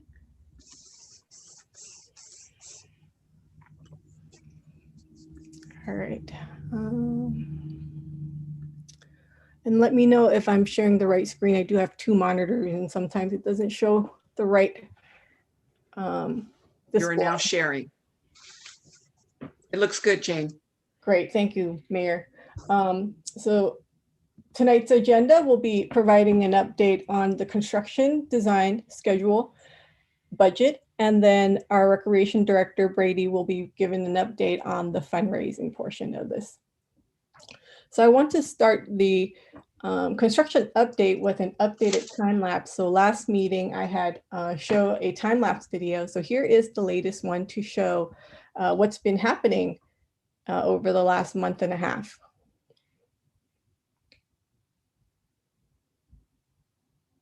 And it's always exciting to see how the project kind of evolves and progress.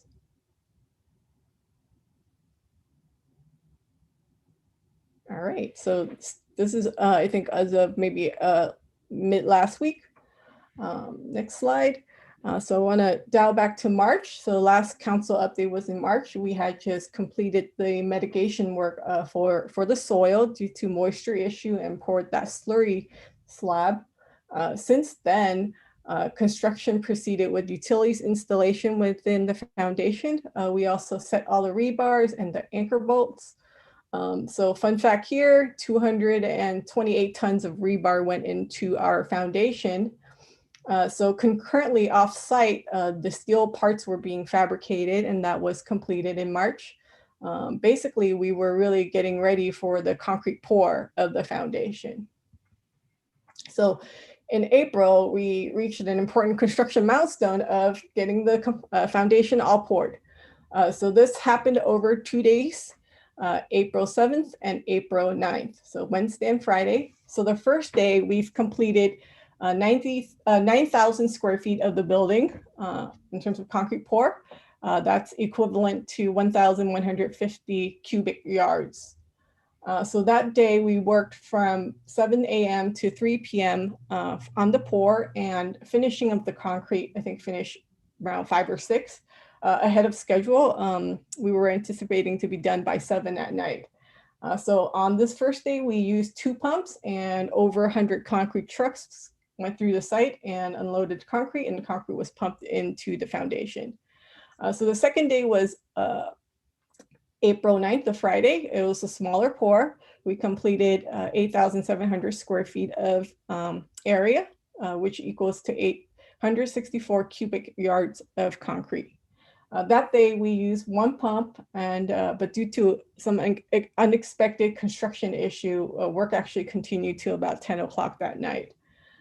So the total cubic yards of concrete that was pumped is 2,014. And the concrete was pumped into the foundation, and the foundation thickness varied from 2 feet to 5 feet. So once the concrete was poured that weekend, the following week, we had all the forms stripped, and the site was prepared for steel delivery the following week. So last week, the week of April 19th, steel was delivered. The steel for the structure was delivered, and vertical construction began. We also installed the fire and water service, as you can see here in this picture. Oh, and really quick, this will go on to about June for the structure. Here's a quick video showing the first pour, the very moment concrete came out of the truck through the pumps into the foundation. Oh, sorry, let me apologize. I have to press play here.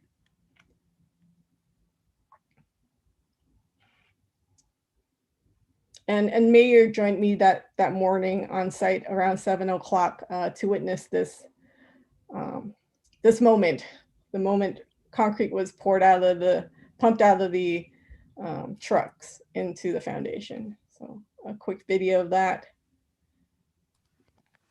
All right. And just, hey, Jane, just for further information for the council and the community, some of this mat slab is 5.5 feet deep. So that's how thick this foundation is to meet code. So, I mean, it truly is an engineering feat here in the city of Millbrae. Yes, certainly. So here is a panoramic picture I took of that morning. So as you can see here, the setup, we have 2 pumps, a smaller pump on this side right next to Lincoln Circle. And then on the eastern side, we had the larger pump that was set up. And you can see here, there's concrete truck set up unloading the concrete into the pumps, as well as the other side. Essentially what happened that day is the concrete trucks would arrive on site on Lincoln Circle and be driven down into the Lincoln Circle parking lot, and trucks would back up and unload, and then they would circle out of the Laurel parking lot side and exit. So this allowed continuous operation of the concrete pour. Here's just another picture of what's happening that morning. Here are 2 pictures of our material testing lab doing some tests on the concrete material. So on the left here is a slump test checking the consistency of the concrete mix. And then on the right here, the inspectors were loading, filling 4 cylinders up with concrete, which will be taken away to cure. And then compressive testing will be done at the lab to ensure that the concrete cures at the strength that is specified for the foundation. Yeah, of course. All right, so this is towards the end of day on Wednesday, as they're pretty much done with pouring, and now they're finishing off the concrete surface. So here's a panoramic of that end of day when that one side is not completed. So the next morning, they started on the community room side of the building, of the foundation. Here, as you can see, this is later in the day, about 4 o'clock on Friday. They were almost done with pouring the whole section, and they're finishing off the concrete.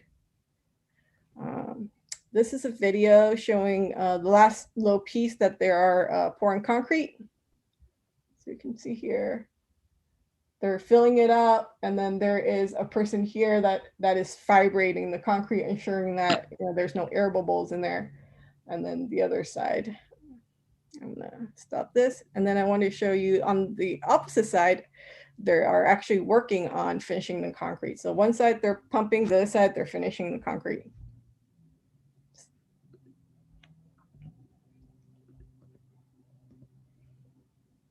All right, so after the concrete was poured, like as I was saying, starting on Monday, steel got delivered. As you can see here, that's happening. On Thursday of that week, which is the 21st, you can see the steel already erected in the community room side. And then this is as of this morning, I think afternoon around 1. So you can see how quickly it's progressed in terms of steel erection.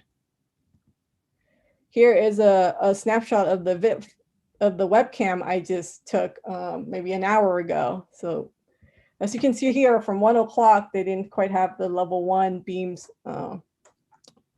installed here. You're seeing the first floor, their second floor, or the ceiling of the first floor, it's already done. So they're moving really quickly. So that concludes my construction update. So in terms of design update, the design team was really focused on resubmitting to our building department. So to ensure that the building permit can be issued before all the structural components is completed. So the focus is to revise the plans to meet building expectations, building codes. So that's been the focus. And then we are also in discussion with Peninsula Clean Energy on EV charger, as well as a power purchase agreement for the solar system on the roof. We are also under contract with P2S Incorporation in the design of the solar system. So one thing that we are trying to coordinate as soon as possible is the design of the support for the solar system to ensure that our roof will be warranted and incorporated at the time the roof is being installed.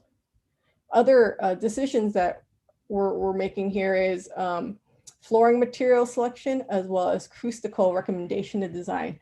So the city hired Salter through Block. So Salter is a acoustical consultant who is pretty well known in the business and does a lot of design for symphonies and other buildings, public buildings.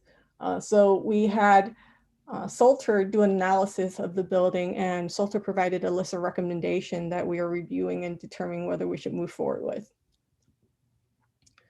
In terms of schedule, this is the same schedule that I had previously presented in March. The only thing that changed is here, site foundation, instead of a date, it's now complete. So we're one step forward. Now we're in the building structure, which will be completed in June. And then the exterior skin will go on starting June to December.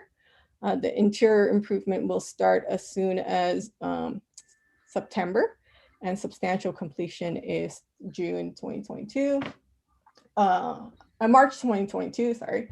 And grand opening is still June 2022. So there is one update that I want to share is that due to slight delay in steel fabrication, the schedule is actually currently 6 days behind schedule. So really we're about a week behind for the substantial completion date.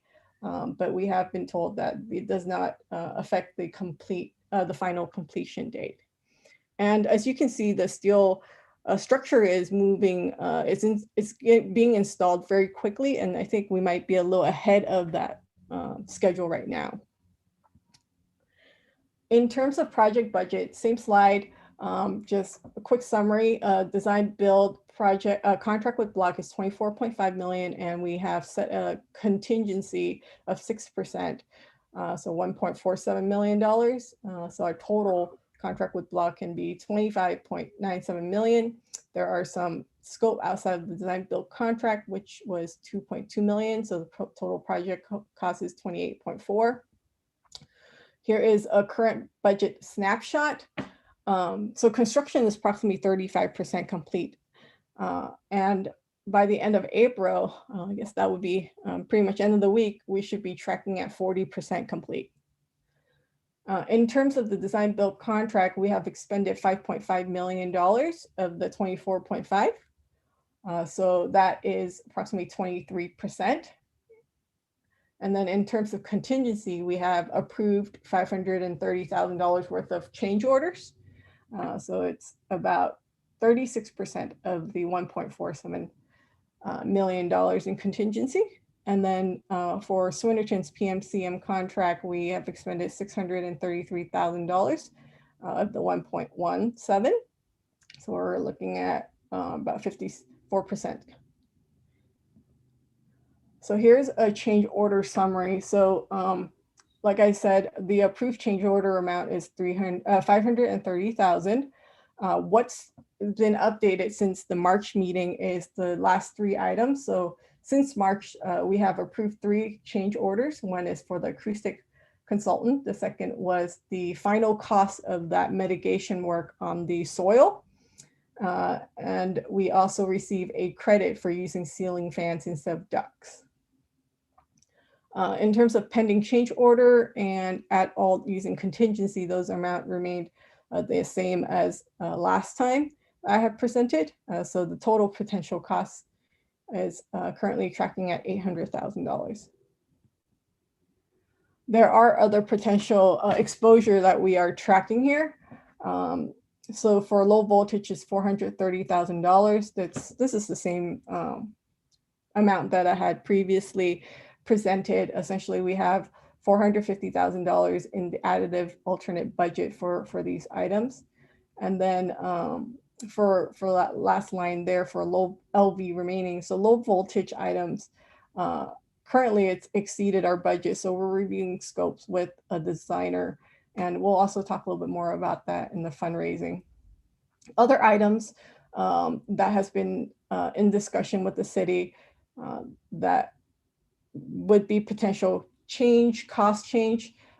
It's listed here for $457,000. So these are items that we are considering changes from the original design. But they have not been approved and is currently under review. And then here, I think the big one here is the acoustical upgrade here, the 130 that was been added to this list. It's basically, we had Salter provide recommendations, and now we're reviewing their recommendation and determining which upgrades or improvements we want to, or treatment we want to provide in the building, and there's a cost to that. Other costs not in the current budget, it's the $900,000 rooftops solar, as well as EV chargers. So we're in discussion with Peninsula Clean Energy on both of these items.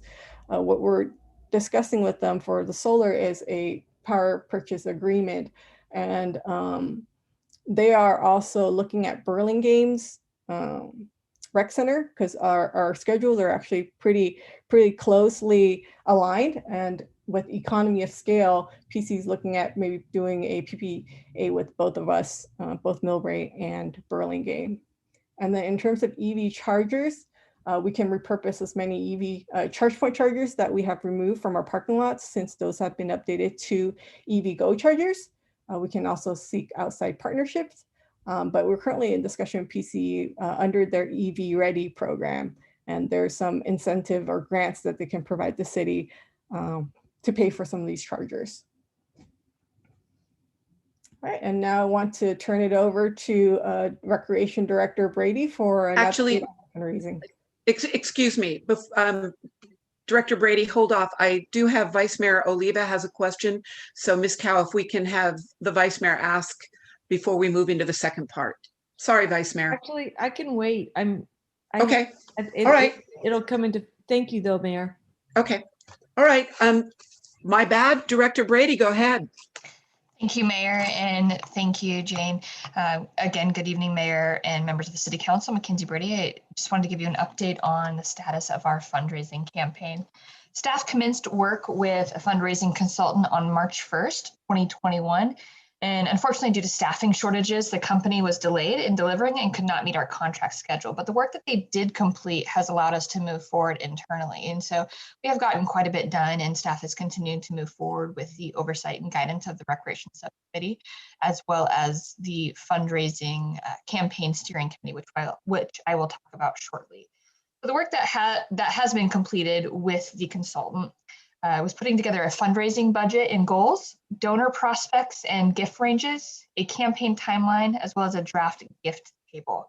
And over the time working with the consultant, staff and rec subcommittee were able to put forward this goal of $1.75 million for the fundraising campaign. And you can see here that that $1.75 million is made up of the furniture in an amount of $400,000, the audiovisual in an amount of $700,000, the security system, $150,000, public art, $150,000, specimen trees, $100,000, and then other furniture, fixture, and equipment items in the amount of $250,000. So that amounts to the $1.75 million. Other work that was done with the consultant and the rec subcommittee is putting together the donor recognition categories for the donor wall. And as you can see here, we have different levels for each donor recognition category, and the categories are as follows: founder, philanthropist, benefactor, champion, visionary, builder, and supporter. And everything above the level of supporter would receive recognition upon the donor wall. And that would be anything in the amount of $500 and over. And to continue to put together this fundraising campaign, staff reached out to various community organizations within Millbrae to put together a campaign steering committee as well as a larger campaign committee. So as you can see here, we have a flow chart, an org chart, if you will. The recreation subcommittee is overseeing staff doing this work, and then city staff reached out to the members of the community to put together a steering committee. And so this steering committee will really be the driving force behind the fundraising campaign. Also with so much work and assistance from the larger campaign committee as well. And so that steering committee has started to meet already, and they will be working with staff and the recreation subcommittee to finalize campaign documents prior to working with the larger campaign committee, who will then help to field donations from our community and our local organizations and businesses. And then something that we would also like to present, Jane, next slide, please.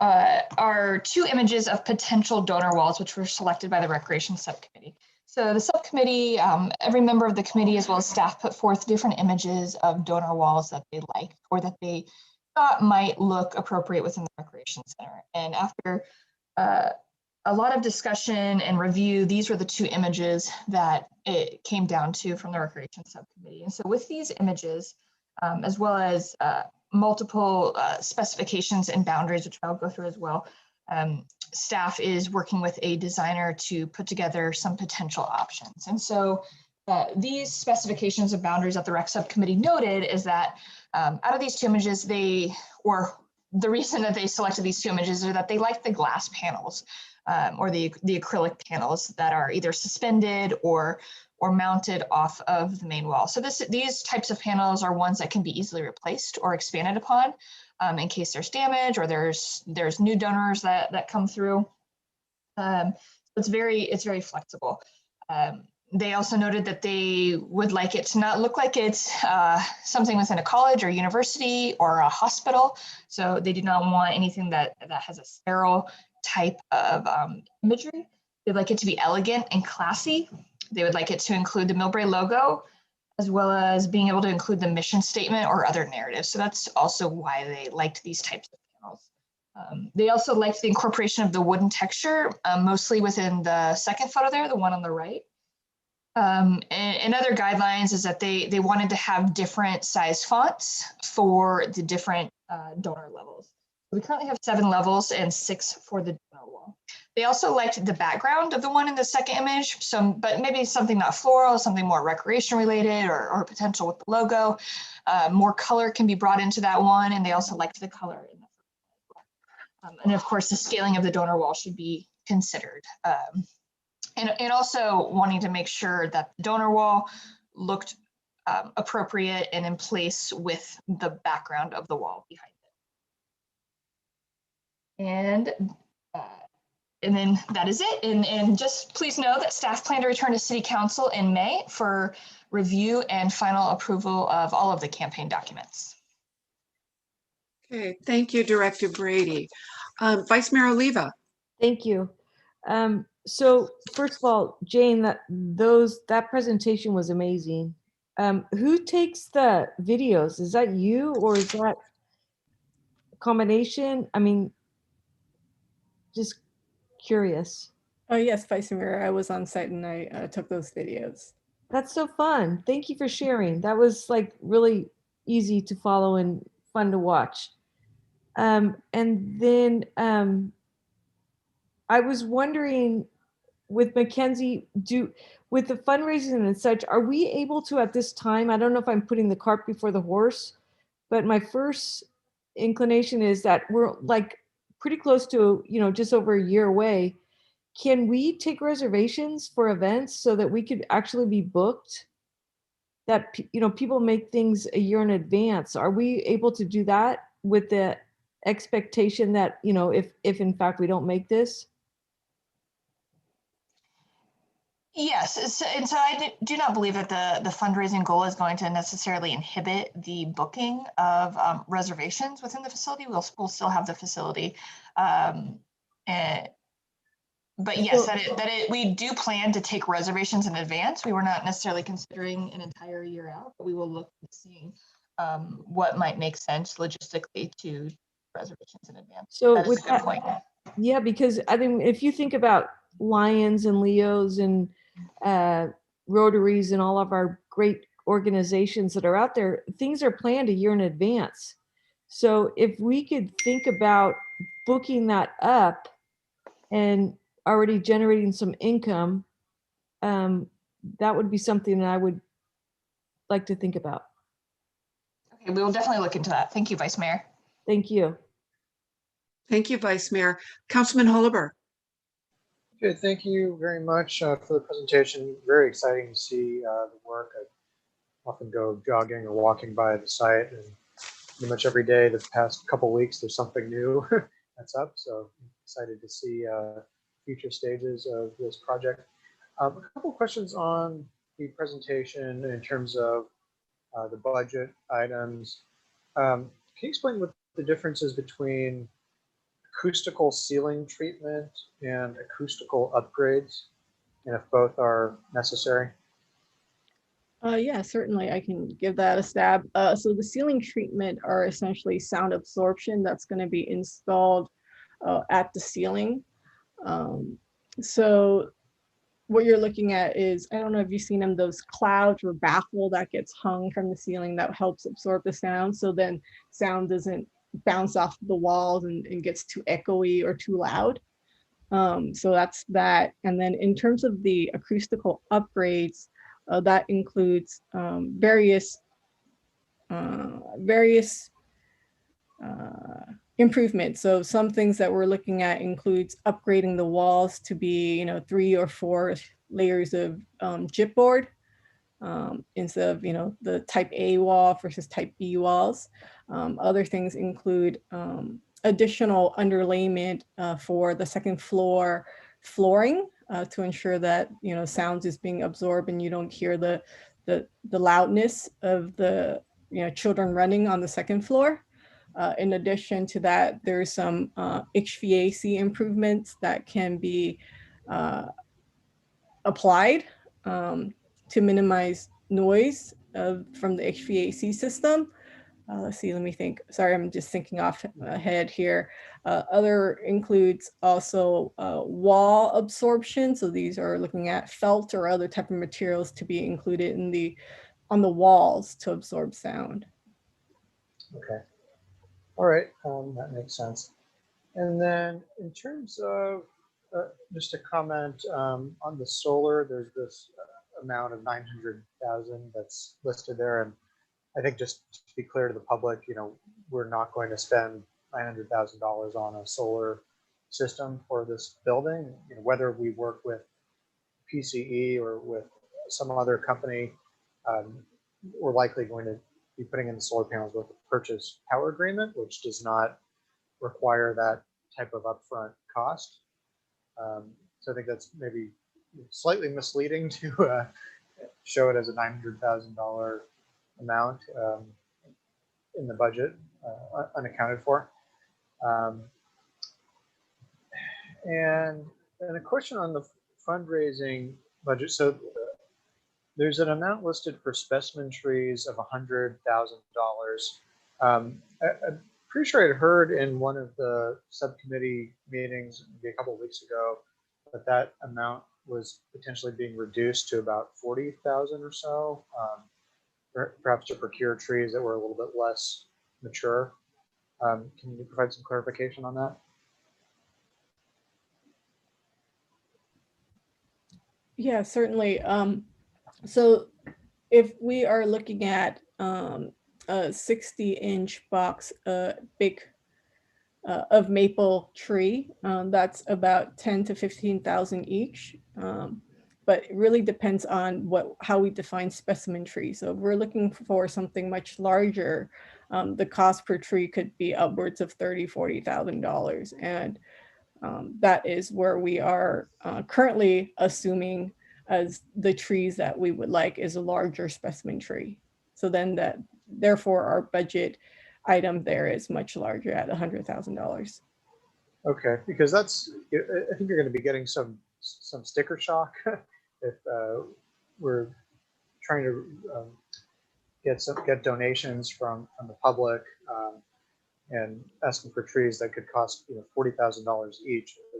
That's a lot of money to spend on something that could maybe die within a couple of years. I know this was brought up at the Sister Cities Commission meeting a couple months ago, and there was some thought that maybe the commission would be able to fundraise for one of the trees as part of a virtual tree planting ceremony with the Sister Cities in Malta and in Ramallah, and some pushback about the amount.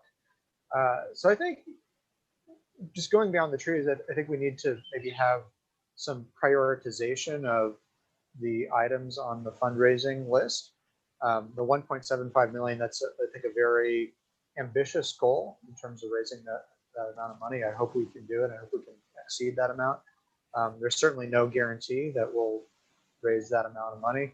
And if we don't, I think we need to be clear as to which of these items are essential and which are nice to have, and what could potentially be scaled back if the money just isn't there. So that's just my comment about that. I think we just need to have kind of a plan in terms of the prioritization of the various fundraising items on the fundraising list. Thank you. Yeah, Mayor, if I may, the Councilmember Holliber and I had a good conversation earlier today about that, and looking at ways that we can economize and maybe go to a 60-inch box tree, which is a large tree, but also could be cost effective and the prioritization. So I think that's a great idea, great comments as we continue to move forward. So just want to let you know that we've got that noted, and we'll proceed accordingly. Thank you, City Manager. Thank you, Councilman Holliber. Before I pull up Councilwoman Pappen, on the trees, there are a number of state programs that then go to nonprofits that then go to purchasing trees. So in the fundraise, when I come back with my comments, can we hang on to that? And can we insure a tree? If we've invested $40,000, for example, on a tree, can we insure that tree? Does it have a guarantee, at least a couple of year guarantee from the arbor or the landscape? I'm not sure what we call it, from the company that's growing that tree. Mayor, we can look into that. I don't know if there's insurance, or what the guarantee is. So we'll certainly look into that. Now that we have OSH, it used to be in the old OSH, if you bought a plant, you had a year that if it died, you could return it back and get a new plant. So it's just something to look into in terms of spending that much money and then losing a tree. Okay, Councilwoman Pappen, your hand was up. It's now not there. Comments? Sorry, Elaine took me down by accident. Thank you. It's sincerely too bad the developer Urban Republic destroyed all the trees at that site. We probably could have replanted them here. That would have been awfully nice. There were some beautiful trees there. But as we move ahead, I do agree with the mayor. There are always, or should be, we have in the past had some state, I know the governor's emphasizing a lot more trees, a lot more fire prevention. So I think we may be able to find some funding at the state level. I hope so. Thank you. Thank you, Councilwoman. Councilman Fung. Thank you, Madam Mayor. If I go back to the construction schedule update, I'm looking at the building structure exterior work. You have a slated beginning day of June 2021, and expected completion day of December. If you don't mind me ask, what is your plan and timeline in terms of getting the building weather tight?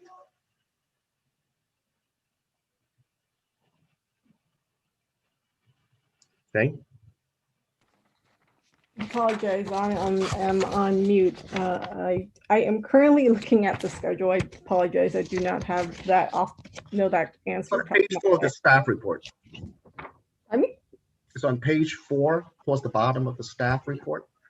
Yes, I understand. I'm looking at the actual detailed schedule that's provided to me from the contractor. Do you mind if I get back to you on that, Councilman Fung, offline? Yeah, no worries. What I was just trying to make a comment is that the raining season usually happens towards late October, early November. It would be nice for us to be able to weather tight the building before the first rain came in as you were working, because I see also that your interior work begins sometime in September. So to avoid the amount of water damage or any other change orders that could possibly happen if the rain gets into the building or water gets into the building before you're able to 100% watertight the building and yet interior work begins or electrical begins. So just a little bit of a reminder, but I'm sure you guys have your PM working that out. As far as the current budget snapshot, I see that we're about 35% completion on the construction schedule. Everything else seems to be tracking pretty well in terms of design build contract, 77% remaining, which means we're only spending about 23%. Contingency, it's about 64% remaining, which is about 36% spending. Would be a good idea to be cost conscious. I'm sure you guys all are already. Try to retain that contingency towards the end of the project if you can. And I also like to see the PM and the CM, is it CM's the construction management? The spending on that is about 54%, which is a bit ahead of the construction schedule itself. So, it would be a good idea to be more strategic about, how we spend our PM and CM dollar. That would be a good idea to have. And that's all for now. Thank you, ma'am. Thank you. Thank you, Councilman. Jane? Sorry, Mayor. I want to get back to Councilman Fung on the schedule in terms of waterproofing. According to the schedule, we should have everything waterproof by late October, early November. And yet interior begins in September? Correct. Would water become an issue? I hope not. Well, they would be, in September, they will be doing the rough ends for framing and drywall. Let me see, sorry. Yeah, so. Before watertight? Sorry, rough ends will be done. Correct. Just, I'm sure this is something that between you and your project managers will work out, right? I don't mean to be managing your construction schedule here, but just make sure that, in terms of that timeline, making sure watertight the building before anything goes into the interior so that we don't have to face with any change order later on. Just a reminder. Thank you. Thank you. Thank you. Okay, Jane, congratulations, and to everybody on the team. It was a very cold morning when the concrete poured, but it was really a logistical interest, all the trucks, all the vehicles, and how much work they did to tamp down the cement on there. For the public, it is also, and please correct me, it's my understanding it's extra thick because we have unique hydrogeology there. So we are making sure that we are building to last. So it was very exciting, and congratulations, Jane. Couple of questions. On the acoustic upgrades, Councilman Holliber asked my questions. I just want you to be aware that the ground-based noise study from the airport included a model of the noise impact at Central Park. And it's actually fairly high because we've learned that noise is concentrating as it moves up the canyons, moves up the hills. It's in some cases almost louder at Central Park than it is in Bayside Manor. I can get you that report just so that you got it. On the fundraising, this question might be for Director McKenzie, Director Brady, sorry, McKenzie.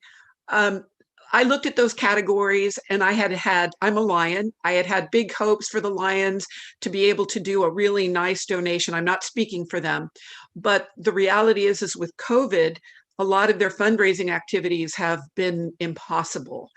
And I'm wondering if an entity, a group wanted to say donate 25,000, but it might take them a couple of years to get there, how might a group make that pledge? So, you know, let's say Ann Schneider was going to do 25,000 for the Ann Schneider Foundation, but I was going to use that pledge to go out to my community, but it might take me 2 years to get that money. And that's just a example. Thank you, Mayor, for your hypothetical potential There we donation go, there. hypothetical. Yes, that has been discussed with the Recreation Subcommittee for a time frame of up to 3 years. A pledge could be made. That would be all options that entities and individuals and businesses could do is a pledge over 3 years. Excellent. And I hope that that's in really big numbers. It's really exciting with the Mayor Civic coordinating how many groups are getting back to doing activities. And I'm going to give you one other fundraising activity. The Lions had their virtual live auction, and the third park bench from the plastic bag program was the naming rights were donated. And it was a really fun bid, and it raised, just to put your name on the bench, $1,500 for the Lions. So we might want to talk about some fun ways.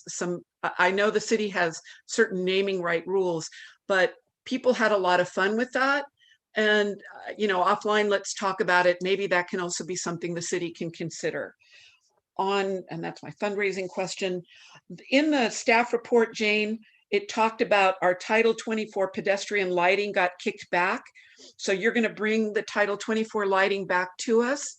I know that I commented that I thought the ground lighting was fairly modern looking, but is it more lumens that we have to provide? What's the problem there? Let me clarify. It's actually the Paseo pedestrian size lighting. So it's the tall ones, not the bollard short ones. Okay. So yeah, the issues is that matches our library lights, the ones that's installed at the library. And the code has changed over time, and these fixtures does not have the ability to dim when no one is around. So Title 24 requires that the fixtures be able to dim themselves if it's not being occupied in the area. So they don't make that model for the fixture that we were considering at the beginning. Okay, well, I like the idea that we are going to get ones that dim when there's no motion down there. So that sounds good. I already brought up California, the state of California funds a group called Project Relief. And I think if it's okay with council to send some of the tree stuff back to community enhancement and let them do some research. They just went through a funding cycle for trees. I have been trying to follow tree fundraising for various programs for the city, but maybe offline we can talk about how we can look at and be better positioned to get these grant funds, whether they come from the federal climate change work or the state work on that. And just to update on Councilman Holober, he and I met with city manager, with Jan Pepper from PCE to talk about the purchase power agreement. We had another meeting, Mr. Holober, last week because there's some confusion. PCE doesn't quite have that program up and ready yet, but we are hopeful that we might really be one of their test cases, and that would include battery storage, which helps Peninsula Clean Energy achieve its storage capacity. But it's not quite a done deal, but we'll keep working on it. And I thank both Jane and the city manager and Mr. Lim for being at that meeting. With that, I am done. Madam Mayor, if I make a comment? Please go ahead. Yes, I just wanted to thank the team, the entire project management team, in order to keep the project on track. It is no easy task to be heading an effort such as this. The excavation, site preparations, all these underground utilities, and all these pre-construction work that needs to happen, and keeping everything on schedule, on budget. It is no easy task. And big hands to the team. I know you guys did a lot of work behind the background just to be able to get us to where we are today. So thank you very much. Thank you, Councilman Fun, and again to staff, thank you. You don't need any further action from us tonight. I have one little comment, if you wouldn't mind. Go ahead, Vice Mayor. So we're looking for fundraising and pledges, if I hear this conversation correctly. So a pledge that might require a little bit more intricacy with somebody that is like a professional fundraiser. So I might want to like introduce that idea a little bit and see if we could make sure that we do that correctly. Because I like your idea with like the Lions Club or the Rotary or the families or whatever it is to pledge over the course of a year. But I think it needs to be monitored, and it would take more than just our staff to do that.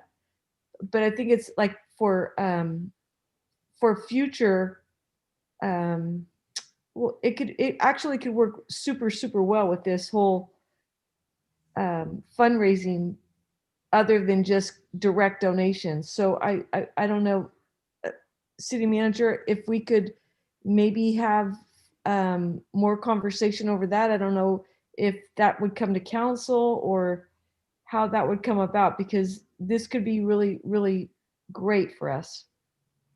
Yeah, Mayor, if I may. So that's a great question and great input. We did have a consultant team on board, a fundraising team, but due to staffing shortages, they were not able to meet our timeline and meet the contract that we had negotiated with them. So with that, we were able to use some of the work that they did, have taken this internal, kind of approach right now. But I do think we need to relook at getting somebody from the outside that could help us market and fundraise and, help us get to that $1.7 million or more goal. So we will be looking at other consultants to bring them on board to help us out for sure. That'll be great. Thank you, Mayor Schneider, because your idea with the pledging is it could work super well other than just straight donations. Thank you, Vice Mayor, and a shout out to Millbrae Community Foundation for their assistance and what's going to be a big role for them too, I think, on that. Councilman Holober. Yeah, just a quick comment. I think we need to be careful with how we set up the pledge programs. We don't want somebody to pledge $100,000 so that they can put their name on the wall and then the check never arrives. So I think it needs to be based on, I think we could maybe set up a program that encourages pledges, but the names go on the wall when the money's in the bank. That sounds good. Whatever the case, but it has to be done. It has to be set up 100% correctly. Yes, agreed. And just in closing, I forgot to say thank you for having the public art on there. The San Mateo County Art Commission does grant funding. I don't know if they're on a 2-year cycle or a 1-year cycle, but we need to reach out to them right away, and I will help with that. So if there are no other comments, thank you, staff, and to the city. please, everybody, come and take a walk to Central Park. It really is amazing. It makes you feel good. Just come on down to the park. You come on down to your park and see what's going on there. And thank you to the council subcommittee for all your work. All right, moving on to agenda item number 8. A request to add alternates to the 5 existing committees that do not have alternates already in their program. I would like to City Man. introduce our outstanding city clerk, Elaine Tran, for a quick presentation.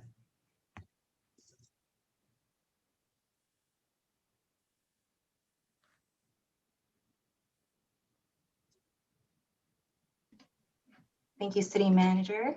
Good evening, Mayor, Vice Mayor, and council members. Tonight, I'm presenting on adding alternates position to city advisory committees. A little bit of background: in 2018, the City Council chose to appoint alternate members to the advisory committee due to high-quality candidates interested in serving these civic roles. Even though attendance has not been a problem, occasionally there are committees that do not have quorum, causing delays. Overall, the alternate position has been working very well, which is why the Council Commission and Committee Interview Subcommittee asked staff to formally add alternates position to the city advisory committees. Currently, there are 3 out of 5 advisory committees that have alternate members. Alternate members are serving on economic vitality, senior and youth advisory committees. Community enhancement and cultural arts advisory do not have an alternate member at this time. Alternate members are subject to the same eligibility requirements as regular members of each advisory committee. Alternates will attend and participate at all meetings, but they can only vote when they're formally seated when a member is absent or excused or have to meet quorum. Tonight, we ask City Council to consider adopting this resolution to add 1 alternate member position to each advisory committee. Staff is available to answer questions. Thank you, City Clerk Tran. Council, questions?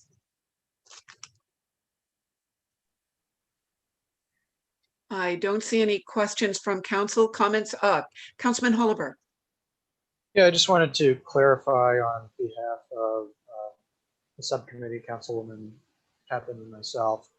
I know the alternates were first appointed maybe a couple of years ago, 2-3 years ago, but we never had any official role for alternates or anything really in writing stating that there shall be alternate members to these city committees.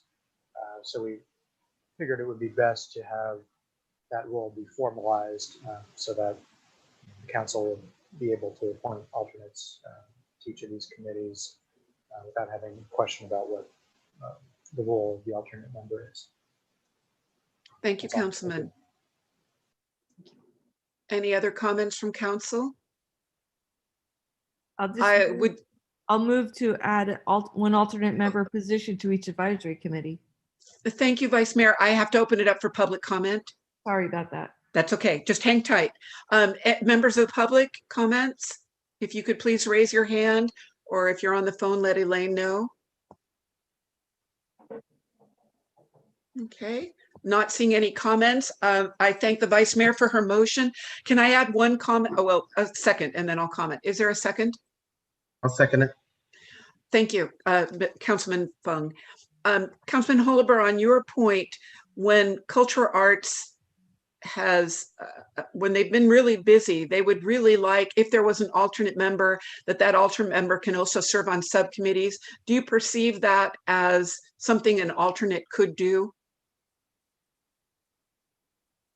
Yeah, I don't see any reason why not. If the subcommittees don't make any formal decisions, so I could see.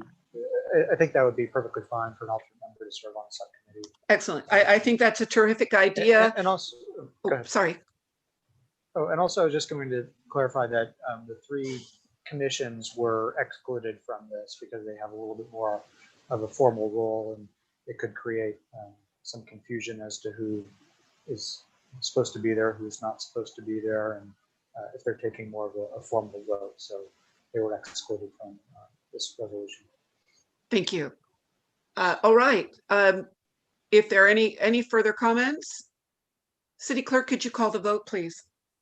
Councilmember Holliver. Aye. Councilmember Fung. Aye. Councilmember Pappen.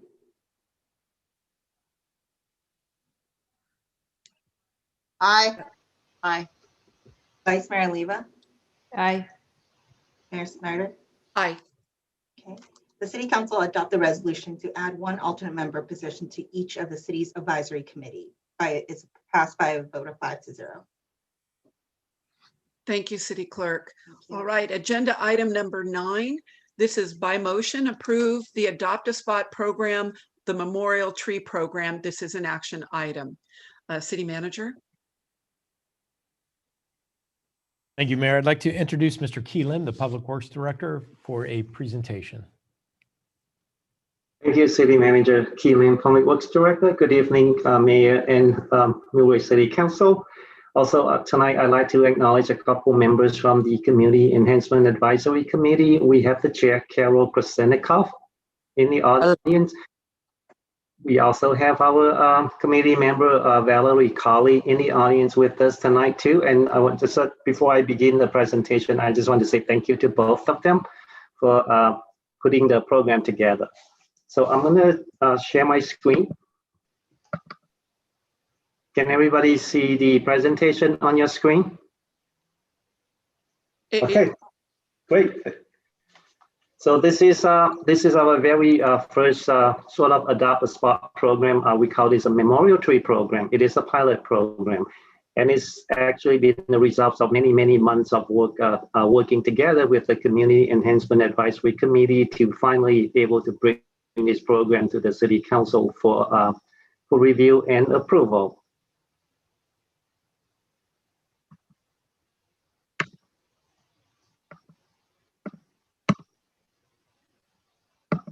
So at the April 6, 2021 Community Enhancement Advisory Committee meeting, the committee voted unanimously to recommend to bring this Memorial Tree Program to the City Council on April 27, which is tonight, for council approval, so that we could begin this very, very nice pilot program.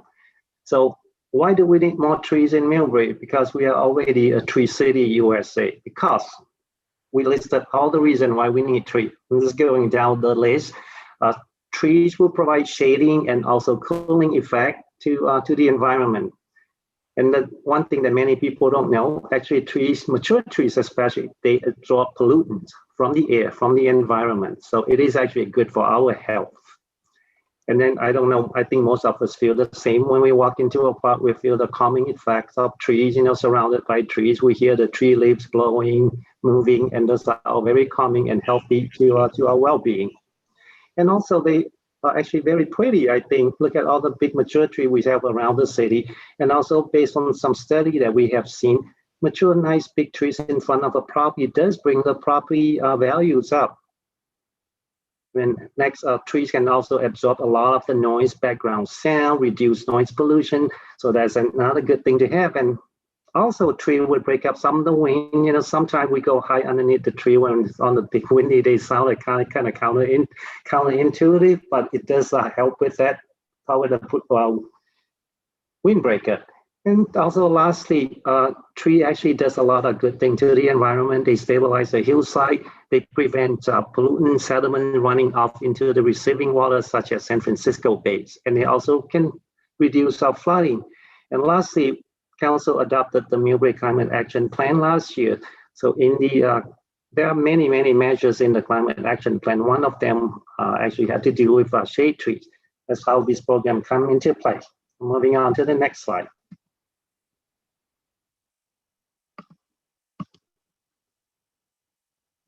So what is a Memorial Tree Program? It is a program that residents or any type of business organization, any type of nonprofit, any social club, they can donate money to the city so that city can plant tree in their memory.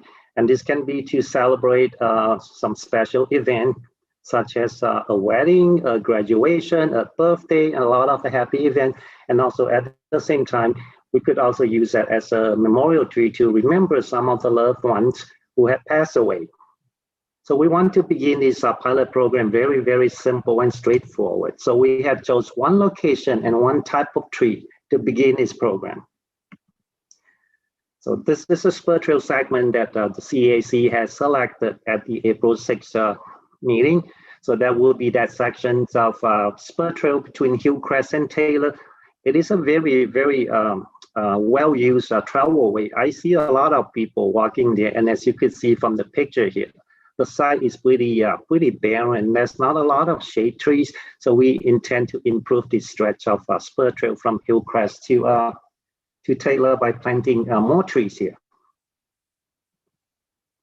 And what kind of tree we selected? We have picked the coastal live oaks, a 24-inch box, and we have planted them throughout the city. And the prices ranges depends on when we get them, the quantities that we get them, how many trees we buy at the time. The pricing is about between $180 to about $280 each tree. So additionally, we are throwing in some of this broadcasting plaque that could be also be purchased, and they are anywhere from $300 to $400 per piece, and they are depending on the size. So the size could be as little as 6 inches by 6 inches up to about 8 inches by 8 inches. So the cost again runs between $300 to $400, and we could place one of these broadcasting near the tree. With some sort of messages there to remember a special occasion, event, or a special loved ones. So how are we going to market this program? So initially, we are going to be working with Recreation. When Recreation publish the Recreation Program Guide, we'll have an ad in there with online purchase capability. And we're also looking at expanding the way how we could advertise this program as we continue to have a discussion with CAC in the upcoming meeting. So like I mentioned before, this is a pilot program. We intend to expand the program, introduce more adopt a spot type of program into the city, and then do more, and then bring them back to the city for City Council for consideration in the future. And with that, conclude the staff reports, and I am here to answer any question council may have. And thank you. Thank you, Public Works Director Lim, and thank you to MCAC, to the whole team that worked on this, to Carol, Chair Carol Krasilnikoff, and the committee member Valerie on that. Council comments. I am not seeing any council. Oh, sorry. Councilwoman Pappen. Thank you, Madam Mayor. Beautiful program. Thank you very much to the committee. Key, how do you intend to keep these trees alive in that location? Being a former mayor, I know I bought several trees that were planted along that strip and obviously are gone now, not having survived. And how do you intend to preserve these trees if people are making an investment? Councilmember Pappen, the initial plan is that the city will actually be doing the planting and the maintenance of these trees. So we want this program to be successful. So the staff, as part of our routine maintenance along the spur trail, will do the irrigation, the watering, and maintenance of these trees when they are planted.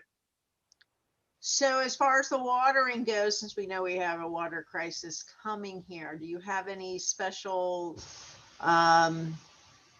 I don't know, planting techniques where the water will be in a reserve kind of thing, something to keep them going here? Because the city did plant my trees back when too, and they did not survive. So I would like to see these trees survive.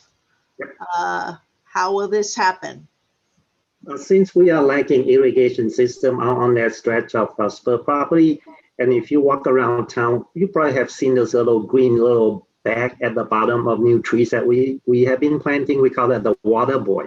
So those are actually reduce our staff resources. We would place one of those bags and they have a slow drip in the bags and they carry so many gallons of water. So in lieu of us having to water them every day, we have to go and fill up that bag every so frequently. I don't know exactly the frequency, depends on the tree types and where they are. So anywhere from 3 to 5 days, we'll go out there, we'll fill up those bags, the screen bags.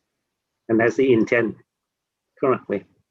Oh, that's a good idea. But anything in the dirt, like you know, bark on top, something to keep the soil in good condition. That soil out there has been there for a long time.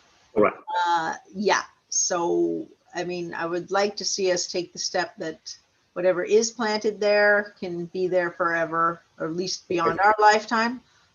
So some big trees were cut in my neighborhood recently, and I don't know what happened to those. But we'll figure that out. But anyway, I don't know. When you cut down trees, you use the bark again, that kind of thing for ground. Correct. Yeah. Absolutely. And also a lot of the fertilizing will be done with compost also.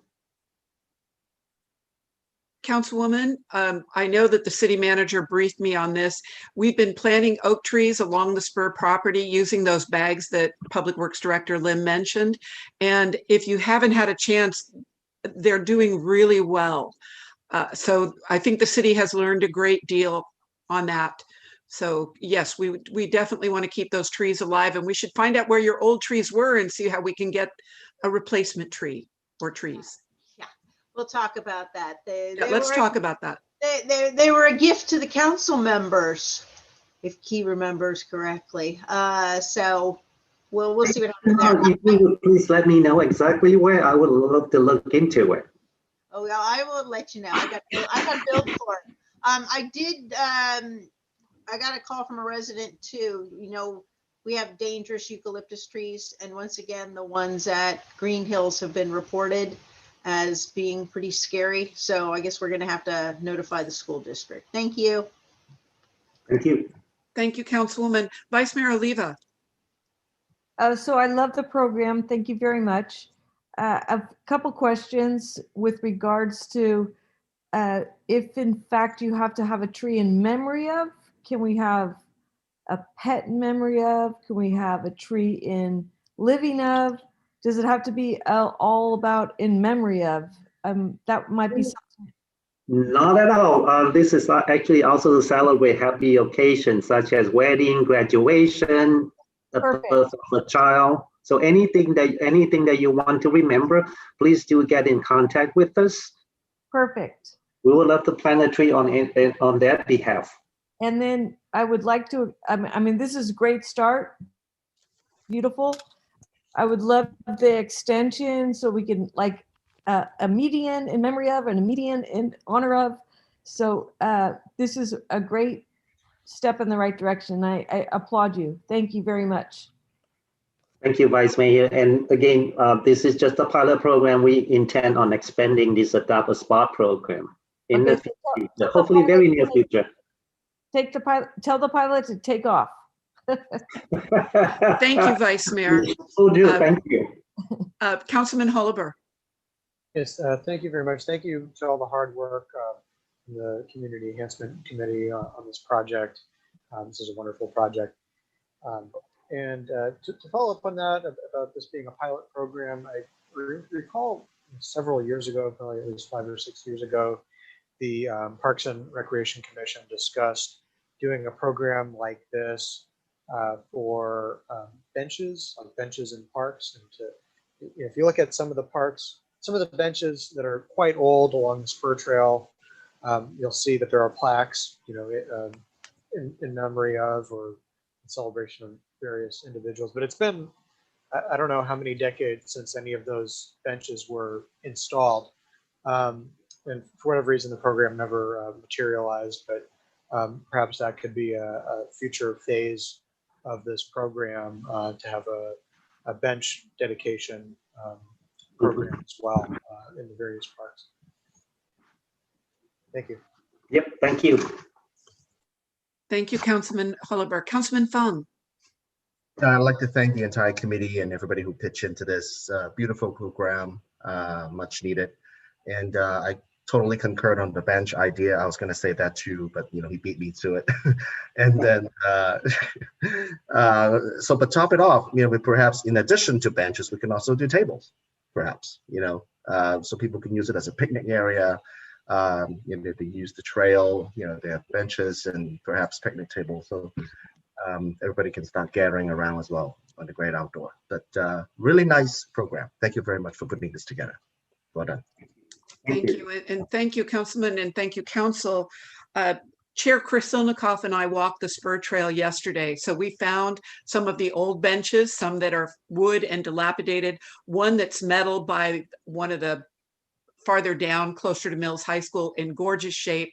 We found some trees that have their dedication plaques, and we saw one to Mayor Nadia Holiber in Mosta Park. So I think this will also kind of gather where we might have some of these trees, benches, picnic tables, great idea around there. And this is the beginning of that. So, and Nadia Holiber's tree is blooming right now. It's really lovely on there. So if there are no further comments, opening up to the public, if you've got a comment, please raise your hand.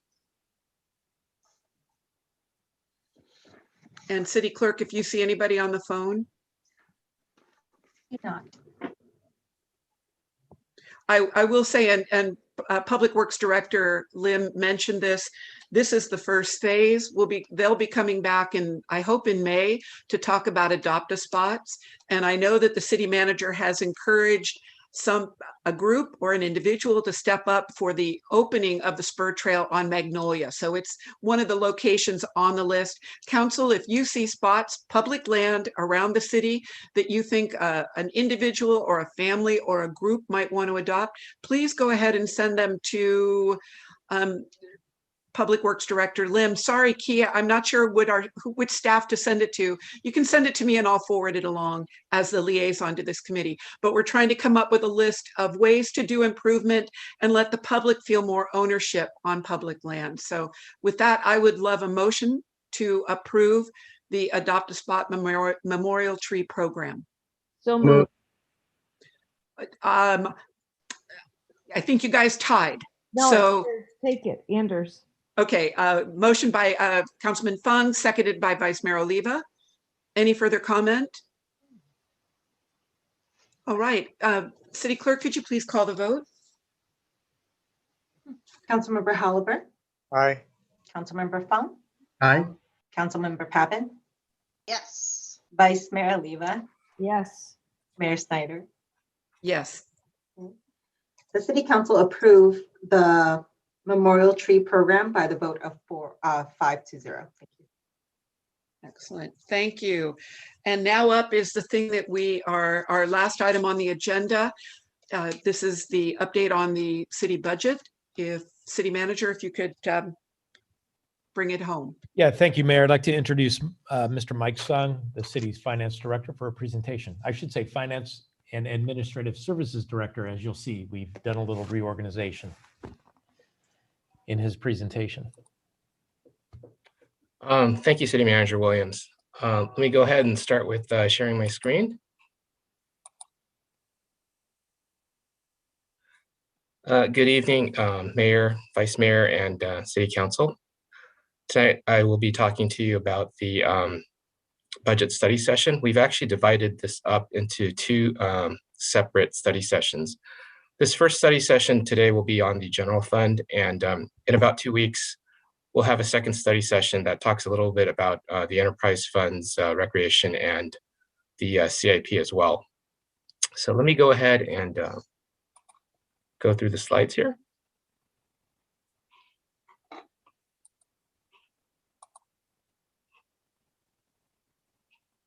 Are we seeing the second slide? No. You're still on the first slide. We seem to run into a little bit of trouble with this. Oh, there we go. So I'm going to go ahead and start and talk about the continuing budget challenges we've actually had stemming from the pandemic. And just a little background, The County of San Mateo actually issued a shelter-in-place order back in March of 2020. Now, what this really did from a budget standpoint is it immediately impacted TOT and sales tax. TOT, or transient occupancy tax, is actually a very significant portion of general fund revenue, and a reduction in this area had a pretty severe impact. So what this did was, back in 1920, with a 4-month effect, we actually had about a quarter reduction in TOT. And the TOTs had approximately what's projected to be about a 3/4 reduction in fiscal year 2021. So staff's actually analyzed the impact and has made assumptions moving forward based on vaccine rollout timelines, how many people have been vaccinated, the percentages there as well. And we're making a assumption based off a lot of data and qualitative measures as well.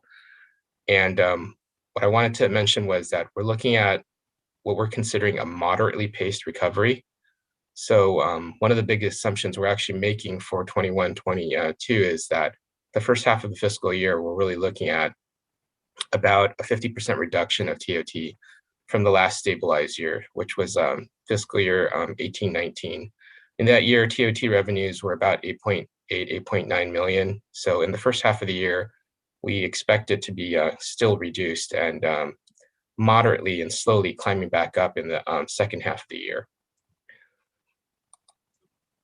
So we've also continued lots of cost containment measures. The city manager implemented a spending freeze in February 2020.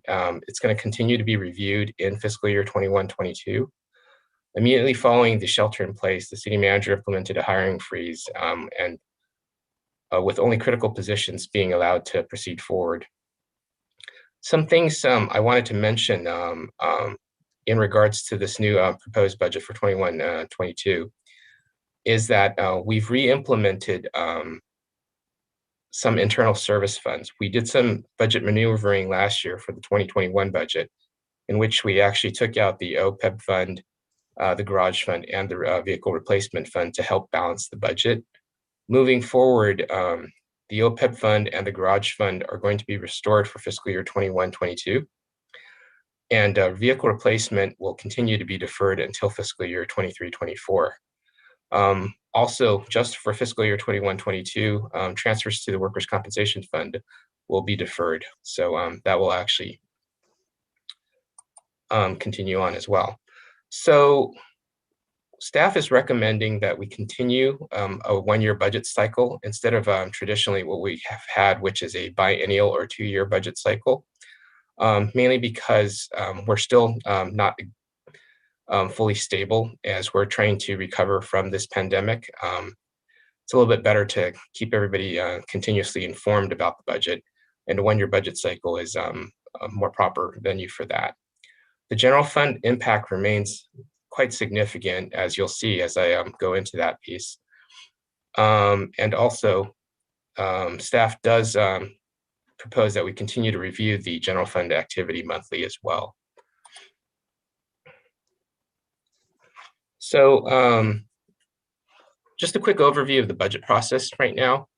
Departments began by reviewing their current year activity, and they proposed operating and capital budgets changes for the new year. The departments met with the city manager and the finance director to review their budget proposals. The finance department developed the draft budget to be reviewed by the city manager, which we're actually sharing with you right now. Staff is conducting this council budget session, so we can get some input on this as well. And then in about 4 weeks, the proposed budget is going to be presented to city council at a public hearing for approval.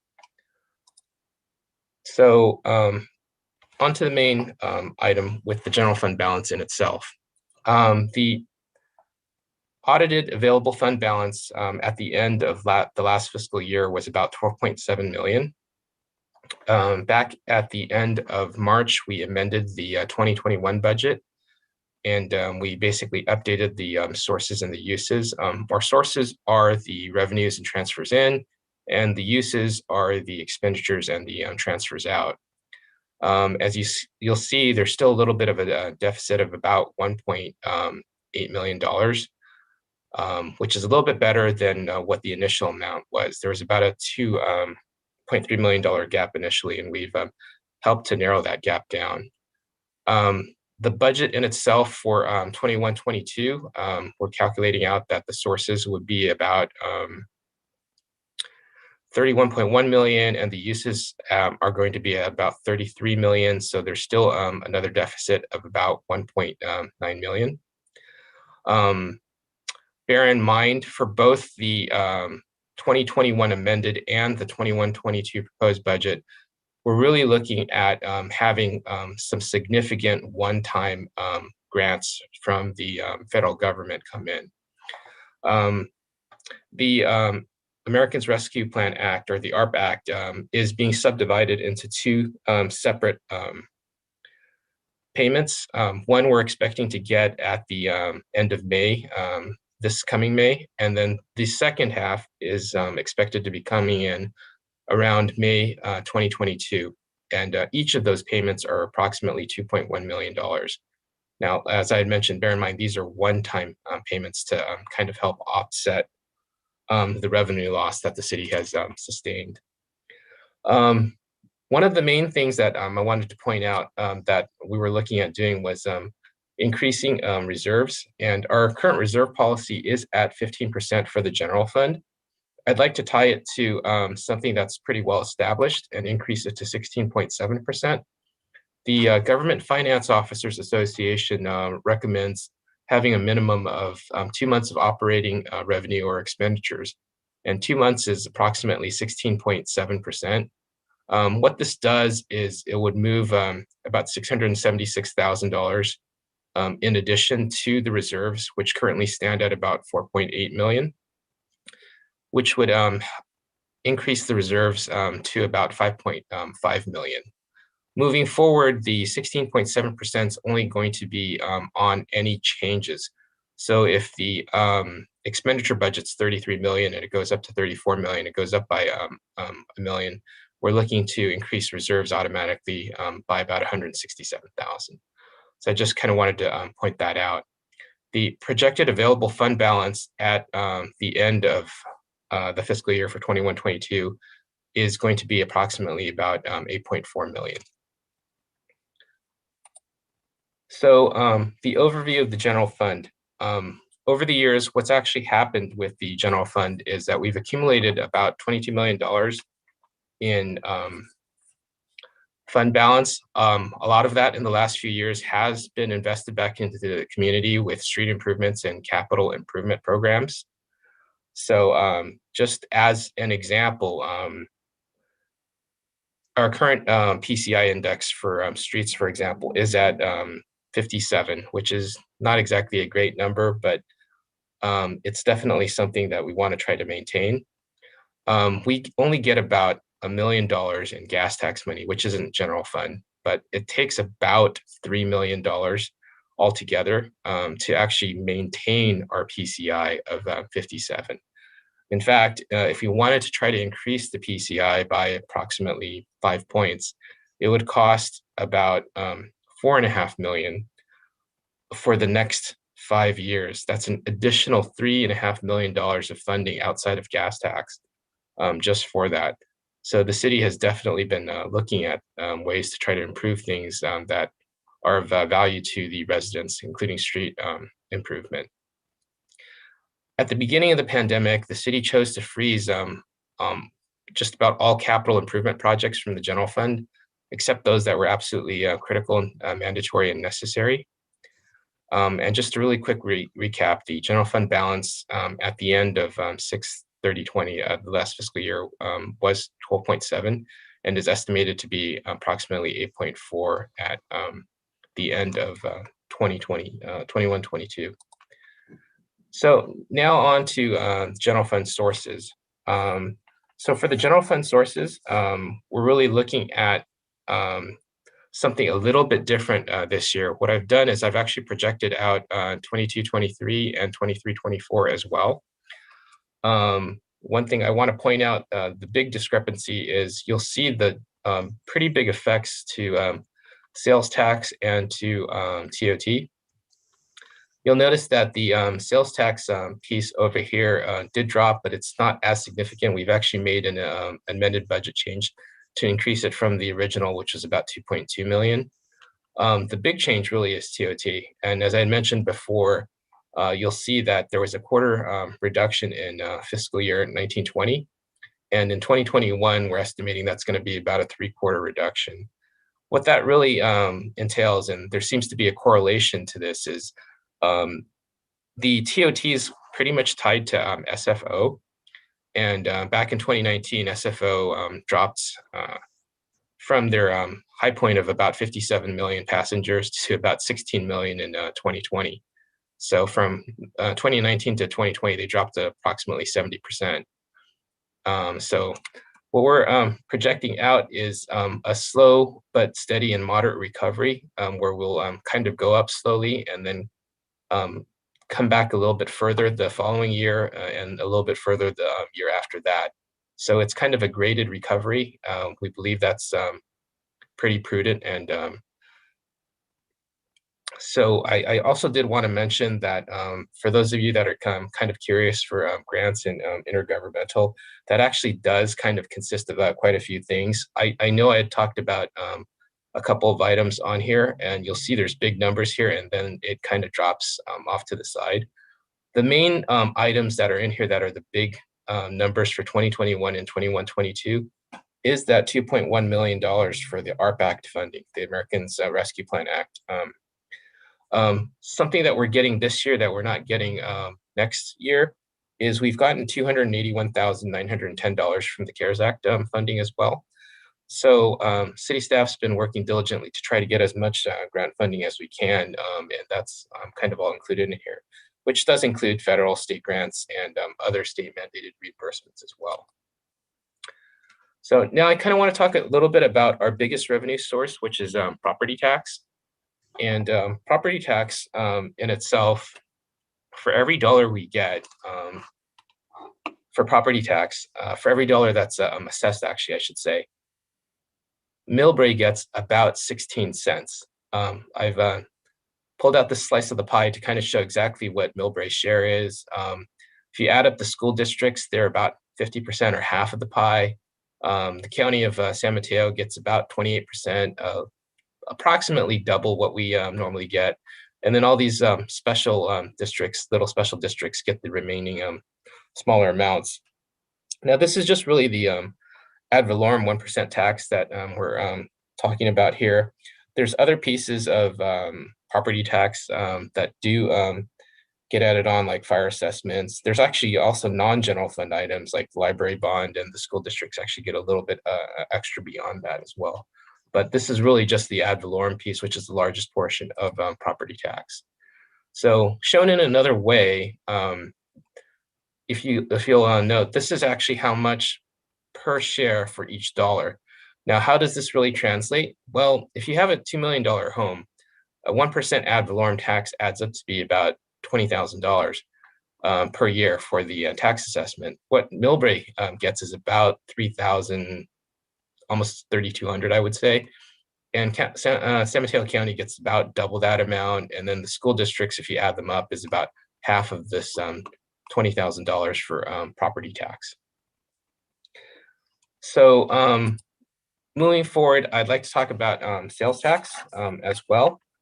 And for sales tax, I know I mentioned probably before that it was about 9.25%.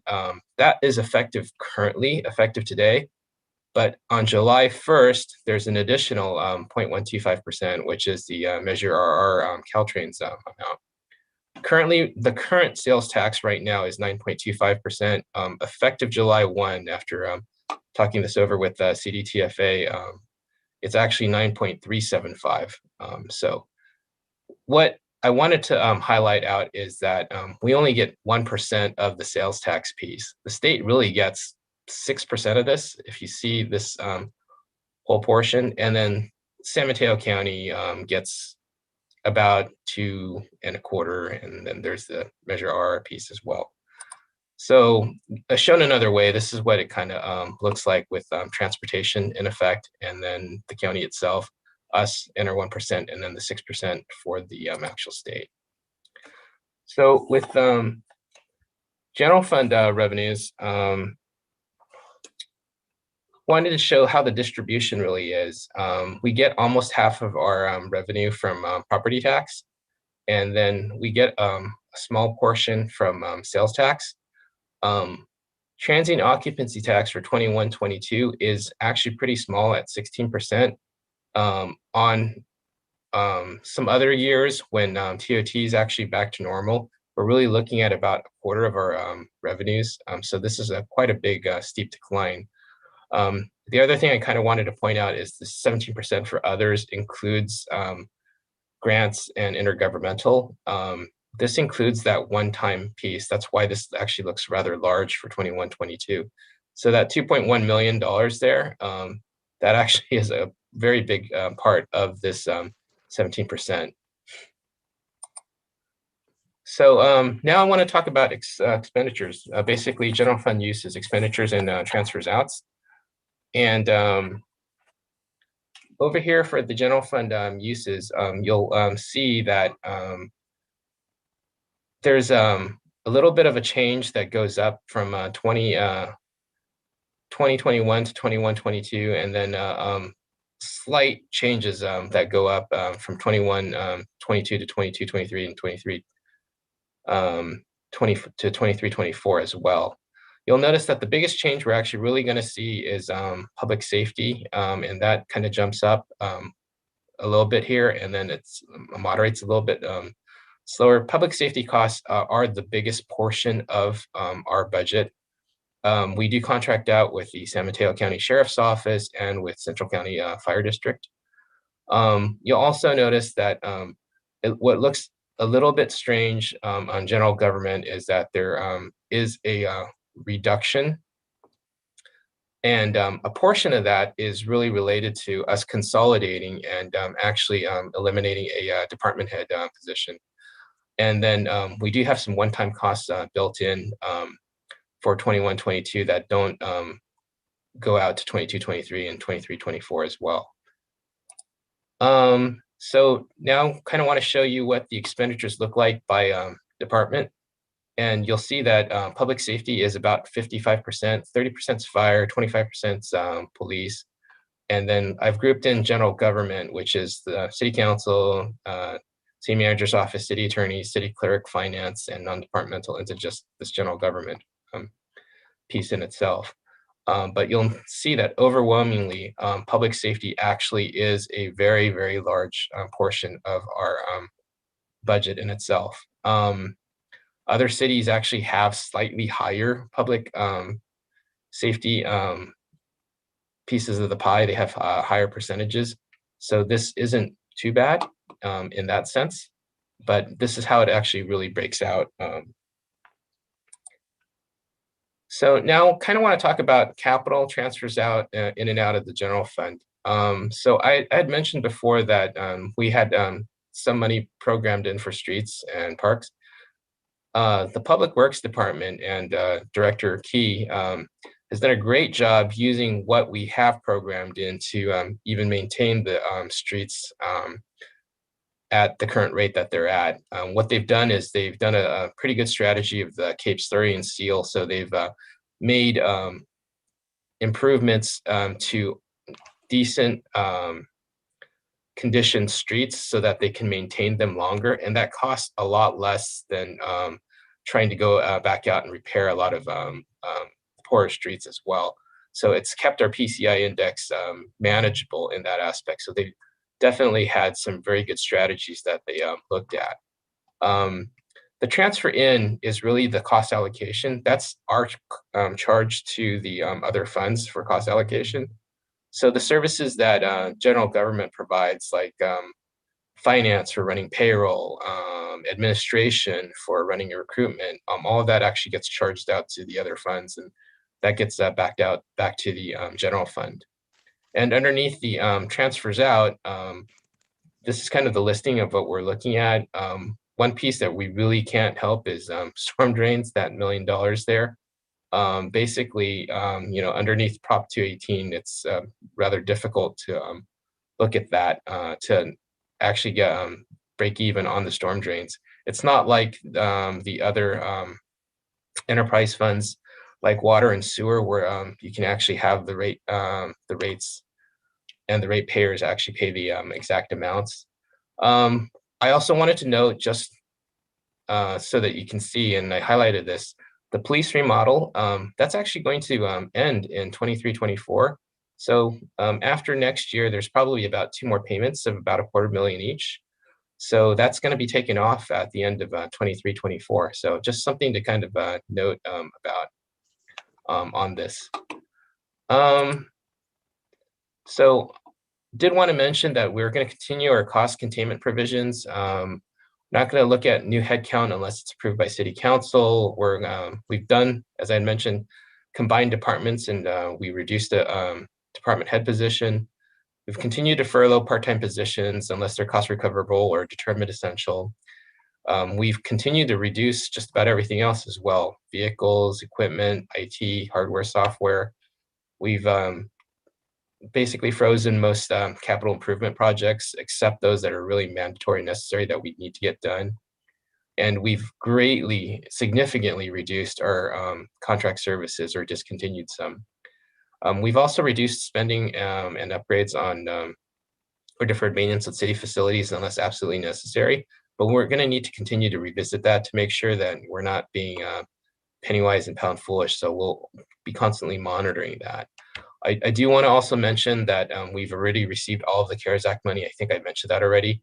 We've applied for FEMA reimbursement.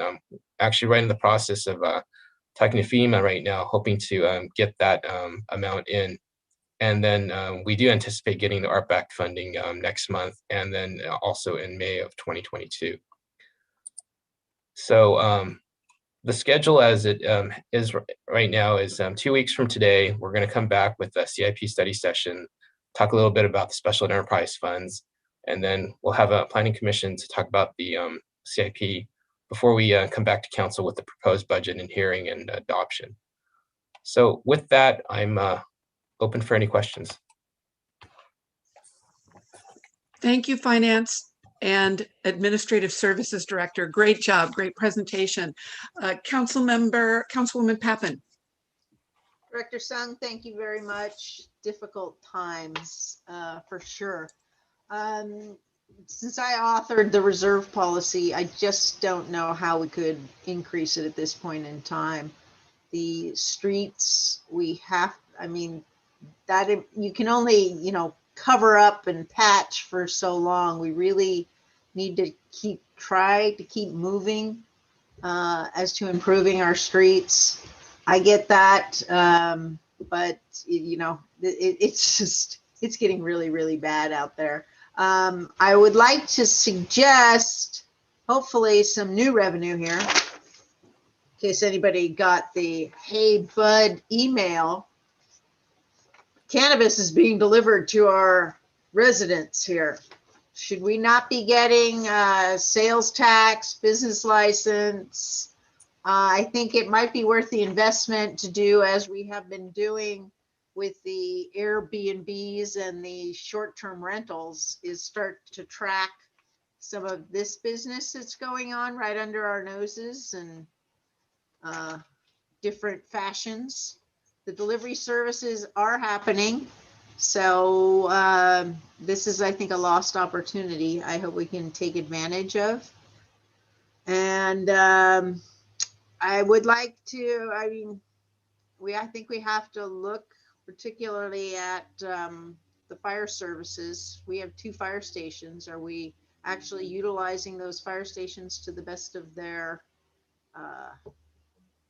resource value?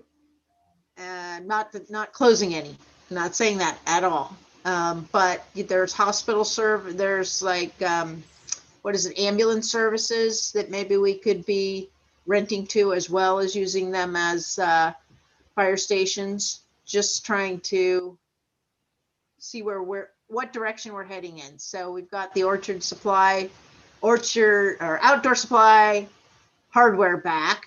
Hopefully the sales taxes will increase there. Just, hoping we look at future developments. We have to have some more sustainability we do not have now. So thank you to all the staff. I know you guys have been working, guys and gals working really, really hard. I appreciate all the belt tightening and just keeping everything moving. So thank you very, very much for all you're doing. Thank you, Councilwoman. Vice Mayor Oliva. So, Councilmember Pappen, I'm listening to everything you said, and I would agree with everything you said, but I'm not quite sure where it was going. So we do need to tighten our belts, and no better time to tighten them when times are tough. So I actually would commend the fact that we're increasing our resources to look for a future that might be a little bit tougher.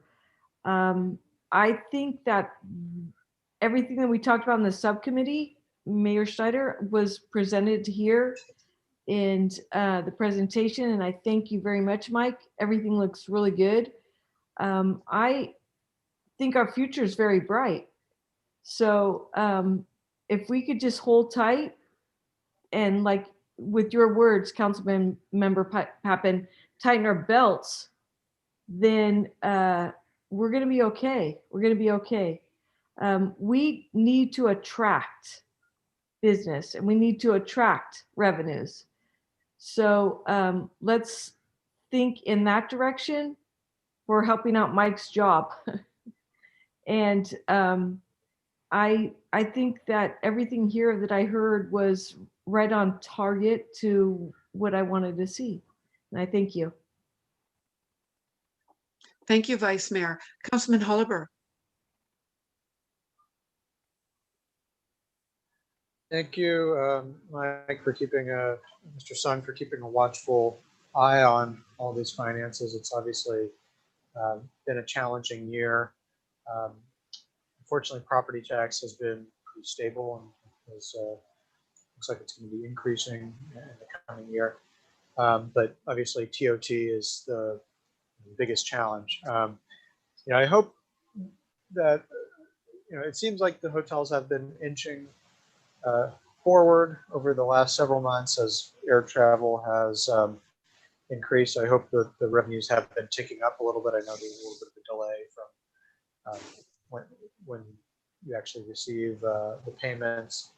But do those projections also account for potential changes in the hotel's portfolio in Millbrae? I know we have a hotel at the BART station under development now. Will hopefully be coming online in about a year or so.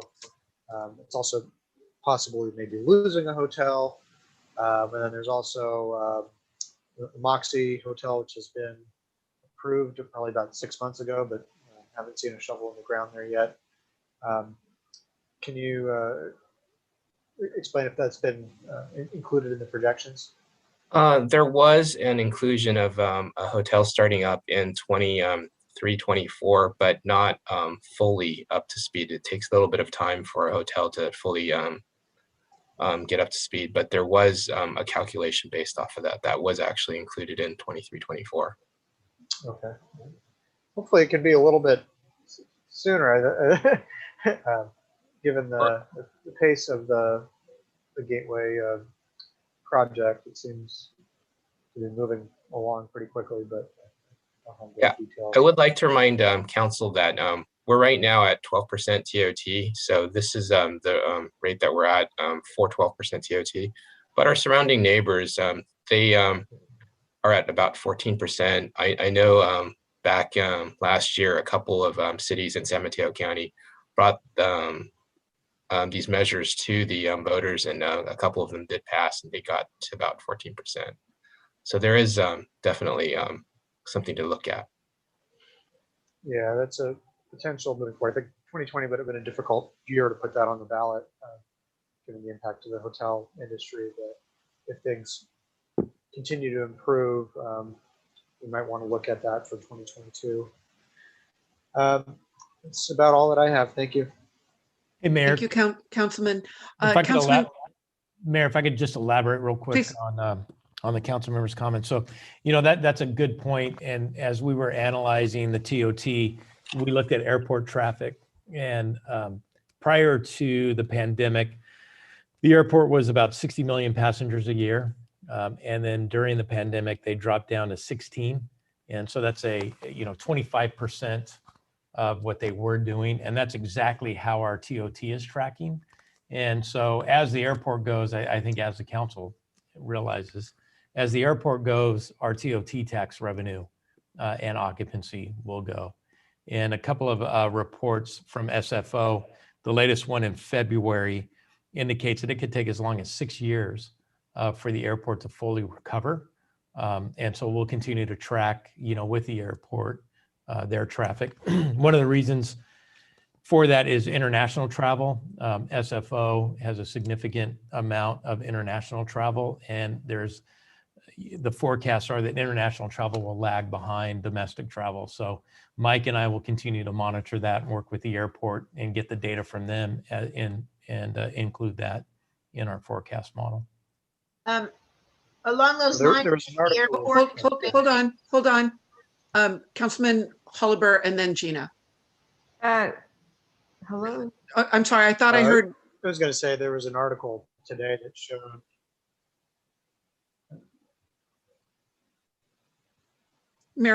Councilman Holliber, your voice is cutting out. Sorry, there was an article today that showed that SFO has the slowest recovery among 50 airports in the United States compared to other peer airports. And I think that's one of the main reasons why is the large percentage of international flights. That is correct, Councilmember Holliber. SFO, I believe, actually has one of the largest shares of international travel. They're approximately 25-26% is international travel, and the rest is domestic, versus a normal airport where you're looking at maybe about 16% international and 84% domestic. So that's a partial reason as to why it's a little bit slower on the recovery for SFO. And I just wanted to note, right now they're expanding their runways, or they're adding a runway. No, actually what they're doing is, because of the fewer flights, they're restoring runway 28 right, the right runway. So they're doing a big repaving job on there because there's fewer flights on that.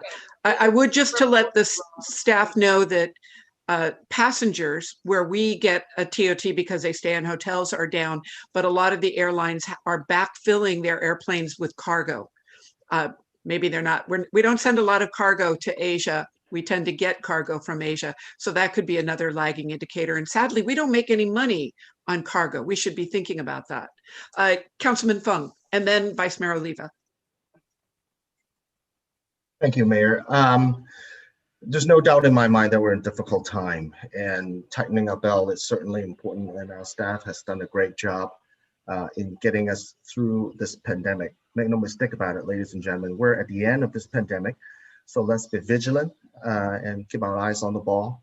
And it also, it's important to note that previously, in the previous council meeting, we discussed the importance of redeveloping our downtown development plan and to try to bring in additional investments for the housing development, production, as well as commercial development. That is going to help us with our economic vitality in a post-pandemic world. So we should make that a priority to get that done sooner rather than later, right? The earlier we get these plans adopted, the earlier we can bring in additional investments to bring in more productions of housing and commercial opportunities to help our bottom line and our revenue production. I was in a conversation with San Mateo Council Member Amos Lee last couple of weeks. There's been some new fundings available from the county to help our small businesses. And there's some statistics that shows that some of our API businesses locally here in the county as well as in our city hasn't taken full advantage of some of those county funding and grants, and that could help their businesses. That additional employee that they could hire, that additional table that they put on the table would certainly help their businesses and eventually generate more tax revenue for our city as well. So we should, I've been working with her, try to bring in more awareness and do some outreach program to help our local businesses.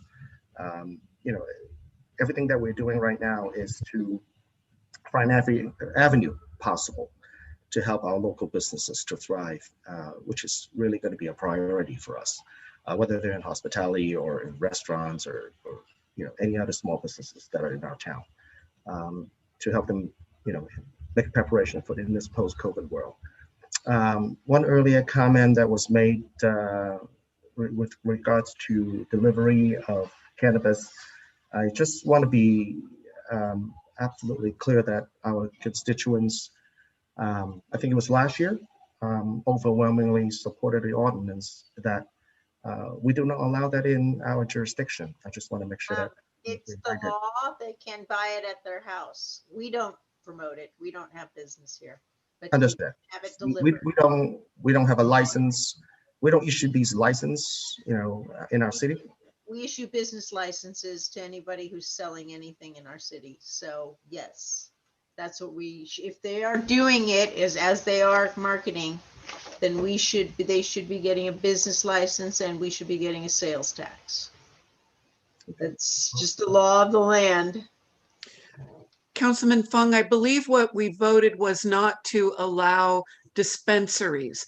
We continued a moratorium on dispensaries in Millbrae, but I would love to be corrected on that. I think it was before Mr. Sung joined us and before City Manager Williams joined us. So it's been a couple of years, but yes, we do have a moratorium on dispensaries. Okay. So those are my comments. Thank you, Madam Mayor. Okay. Thank you, Mr. Fung. Vice Mayor Oliva. Thank you. So back to budget a little bit here. I want to, I'm curious to see if there's any reports on when you want to think about possibly raising the TOT, if you do it when business is down and when there's, obviously we don't have a lot of TOT, or is it better to do it when business is up? I think that would be a question for our city manager. Well, Tom, go ahead. Yeah, I mean, I don't have any data on when the right time is, and I think that we are looking at it for 2022, and I'm about ready to release an RFP to get some surveying done and analyze the question. I think that would be like a direction that I would like to give from this report. Yeah. I will say, if I may, in terms of economic development, I mean, it's been my highest priority and something that we as a city need to continue to work towards: business attraction, business retention. With Outdoor Supply Hardware, which was kind of a difficult thing with the water district who owns the property, but we're there, right? And the council rezoned a large acreage of property on the south side of Millbrae Avenue, east of the railroad tracks for life science. We're working with 2 developers, some exciting stuff that's happening, Lucid Automotive, as you know, and we're going to continue, to have economic development and build our tax base. So we, the city of Millbrae, not the county, and you saw the distribution of income, everybody should know that we do not get a lot of tax revenue in the city. And so we need to, as the council is discussing, build our tax base. Think about Millbrae. We are open for business. We encourage and welcome business opportunities here, and we'll be stronger for it, obviously, and have a lot of sustainability for our community. Thank you, City Manager. Go ahead, Vice Mayor. Just want to reiterate, like exactly what our city manager just said. Like our homes are worth $2 million. Everything sells for $2 million just about. And we get $3,600 out of that. That's our main income. So we have got to come together as a group and figure out how to generate income here to make our city work more lucrative. And we can't rely on our greatest income of property tax. It's not cutting it. It's diced up. Councilwoman Pappen, I'm guessing you're commenting with the Vice Mayor. Go Yeah, ahead. no, I had a question on that. So a lot of the development that's happening within our city are apartments. People tend to want home ownership. So we're not seeing a lot of condominiums. I just wonder what the difference is as far as city policy goes. I'm just curious. City policy or property policy? Property taxes. Yeah, I don't know if you can, I'm sorry. I just don't know if, Well, if it's property, beneficial to impact that on the general plan or something. I just ask. that's a great question, Tom. So is it more advantageous for us to have property owners, like a abundant of property owners, or property that is valuable? Well, I mean, that's a great question. And I think, well, one, we don't have a policy, and I don't know if it's even legal to regulate rental units versus home ownership units, so condominiums, single family homes versus apartments. And then the two large projects right now, TOD 2 is a lease on BART property. So we will see a significant possessory interest tax increase, obviously, on that property. And then as well as the pending project at the El Rancho Hotel, which is also going to be a lease project. So we won't receive as much property tax on lease land as we would if that property was sold to a developer and built. But we will see some increase there. I will, as part of our ongoing analysis of our fiscal position and economic development, we'll see if we can find any information on rental property versus condominiums and for sale property. So to that point, is Anton's land lease that he's proposed, that is reassessed, is that correct? It's reassessed, but it's not reassessed to the market value as if it was sold. But I can get information and maybe place this on the agenda. I'm a little bit gun shy to talk about Anton. No, I know that, but I No. just because you mentioned leased land, so that was a direction to that. Yeah, Well- it is not as much as if it was land that it's sold and transferred as a sale versus a lease. Well, and don't we need more information too on lease land, city lease land, because we have talked about putting out an RFP for our land, which we do not want to sell. So Right. how much money can we make if we are leasing land? I have no idea. So that would be very interesting. Yeah, it's equivalent. So it's equivalent to the property value, right? So it's assessed at market value, but it's a possessory interest. What we lose is property transfer tax, and then the continued annual 2% increased value. And then as that property changes hands, right, as it's sold, I don't know what the average.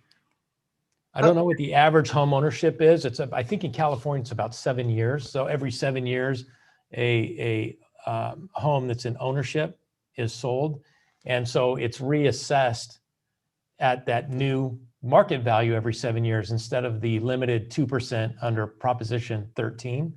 And so with transfer of property and ownership, cities do tend to do a little bit better. So lease land, we're not going to get that turnover and get it up to assessed value every 7 years. It will just increase at 2%. Well, I'm confused, but for future discussion here, we are going to lease our land. Yeah.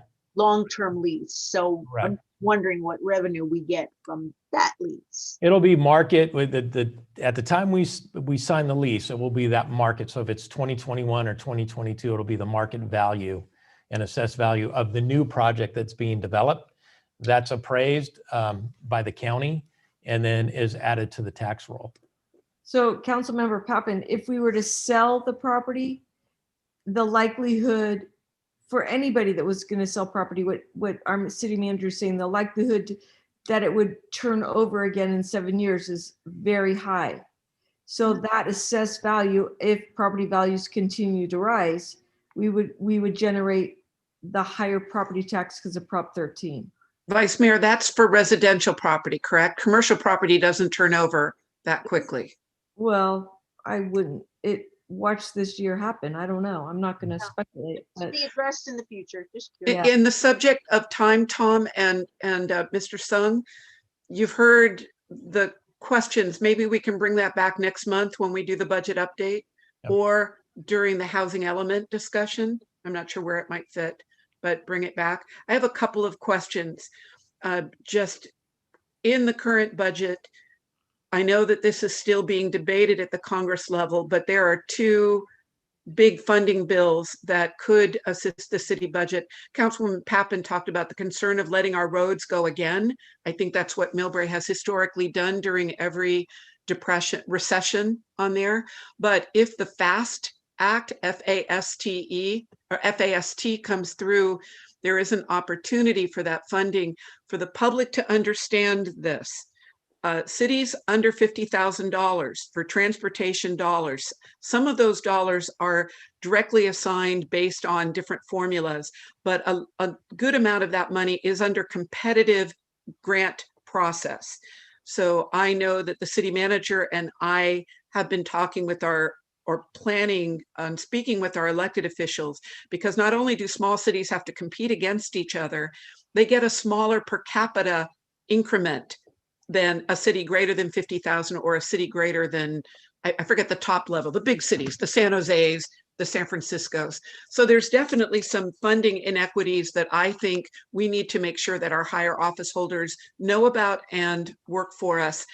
And because this is a public meeting, we've also reached out to the housing people, and it turns out community development block grants, maybe Millbrae's gotten some. County staff is looking to see if we've ever received a CDBG grant, but East Palo Alto, which is below 50,000, they're a special status city. So if we can work on some of these special statuses, we may be able, in a non-competitive process, get the funding based on per capita.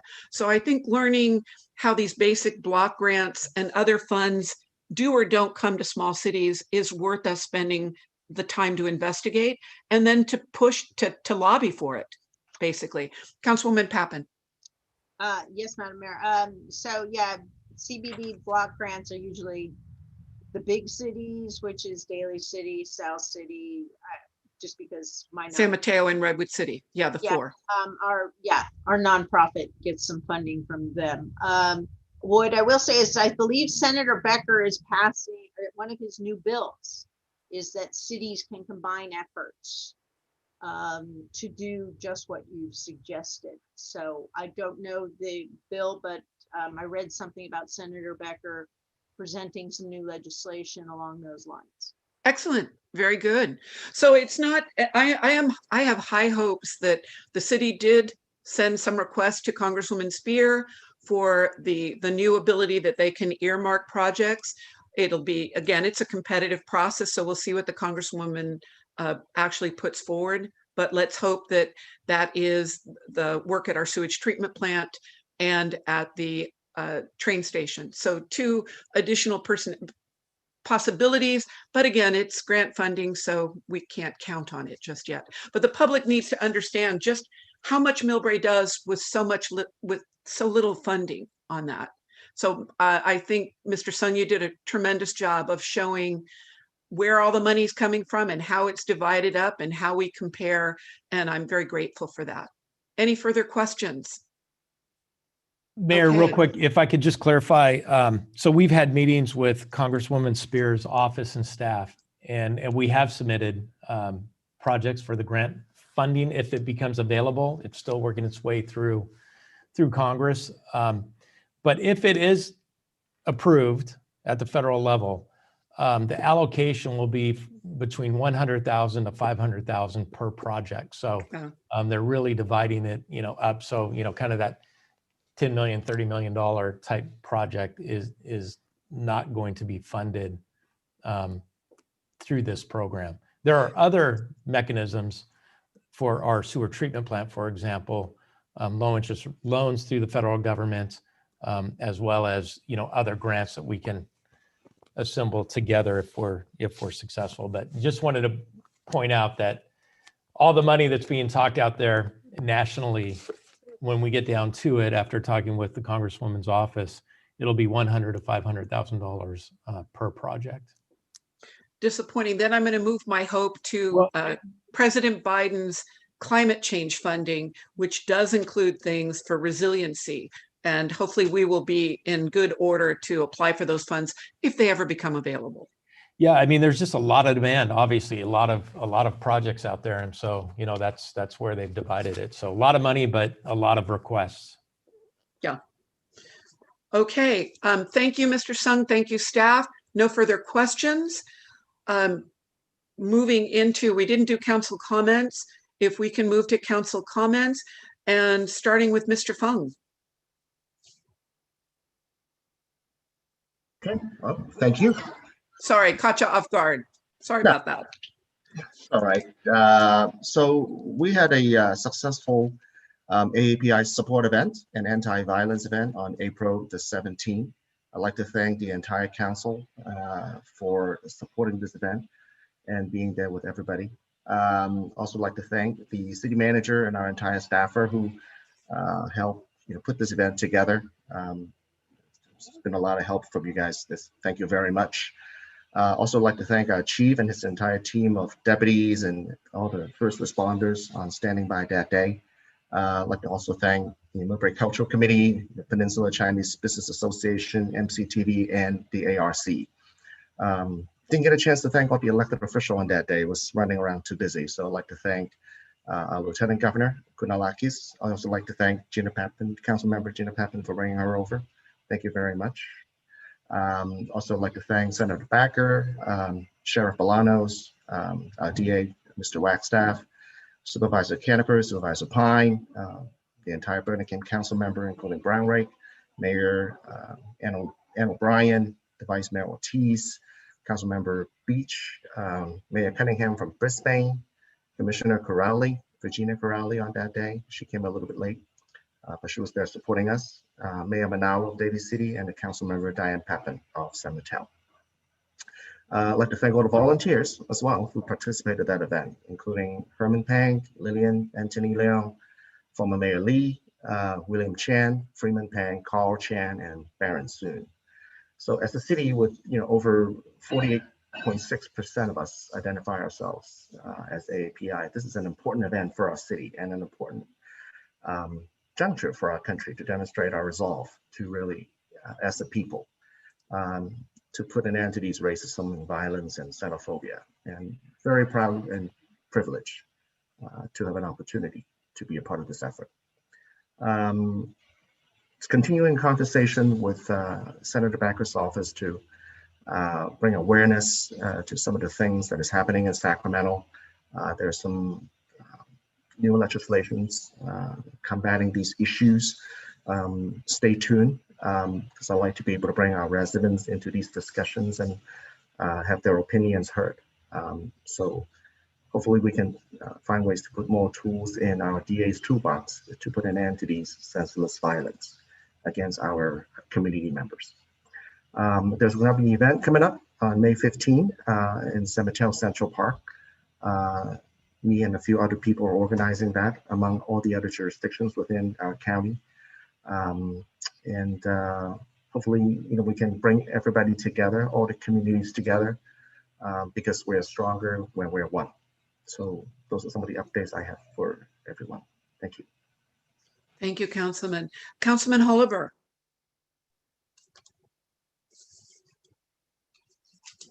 Yeah, thank you. See, I attended the commute.org meeting last week or the week before. We approved the strategic plan for the next 5 years. So it's very exciting. A lot of work into that over a year plus on that strategic plan. One of the items highlighted on that strategic plan is to utilize commute.org as a traffic demand management, transportation demand management resource for each of the cities in San Mateo County. So, as we analyze new developments that are coming on board, we can reach out to commute.org to get their input on how employers and developers can make sure that they are doing all that they can to reduce vehicle occupancy, reduce single occupancy vehicles. Getting late, getting tired tonight. So I also attended the Parks and Recreation Commission meeting. There was a lengthy discussion about the potential disc golf course. The commission decided to not move forward with the Lamita Spur Trail site, but to once again analyze the Spur Trail segment by Mills High School, close to Mosta Grove. There's somewhat of a sense from the commission that the disc golf course is a little bit of trying to fit a round peg into a square hole. There isn't really a site that's been identified as being particularly suitable, but they're once again going to look at another site. There's also discussion about a potential dog park along Monterey, the Monterey Linear Park. There was some negative feedback from some of the residents there, and also some thought that maybe the primary, they would keep that site open as a potential dog park site, but focus on other sites. They're also going to be looking at the same spur trail segment where they're analyzing the disc golf over by Mills High School as a potential dog park site. And then, let's see, attended the CCAG, Congestion Management and Environmental Quality Committee meeting yesterday. There was a discussion about the funding formula that CCAG uses to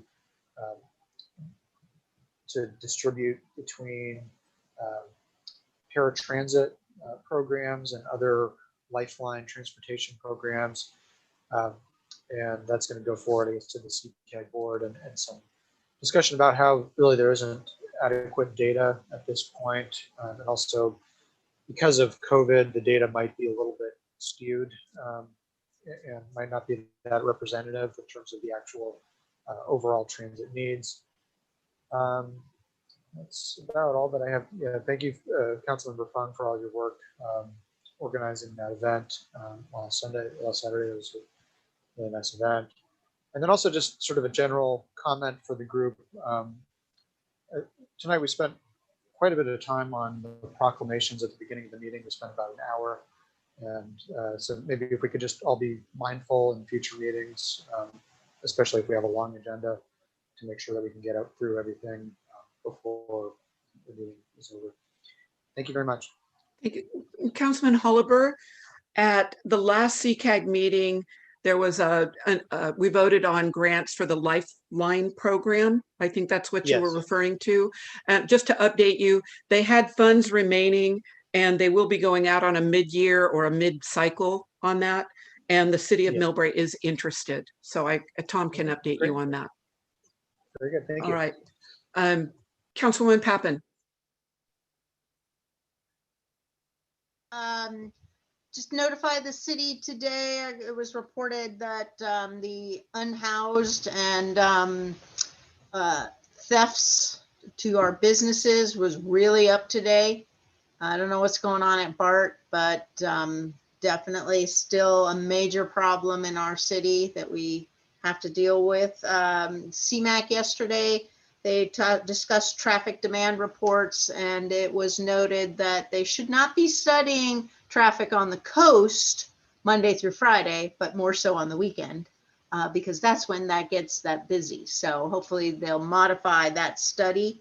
If anybody's getting any polling, all the transit agencies, all the businesses, a lot of people are polling out there to see how we can get people back on public transit. There will be some press releases this week from the Bay Area Council, which are a tad bit misleading.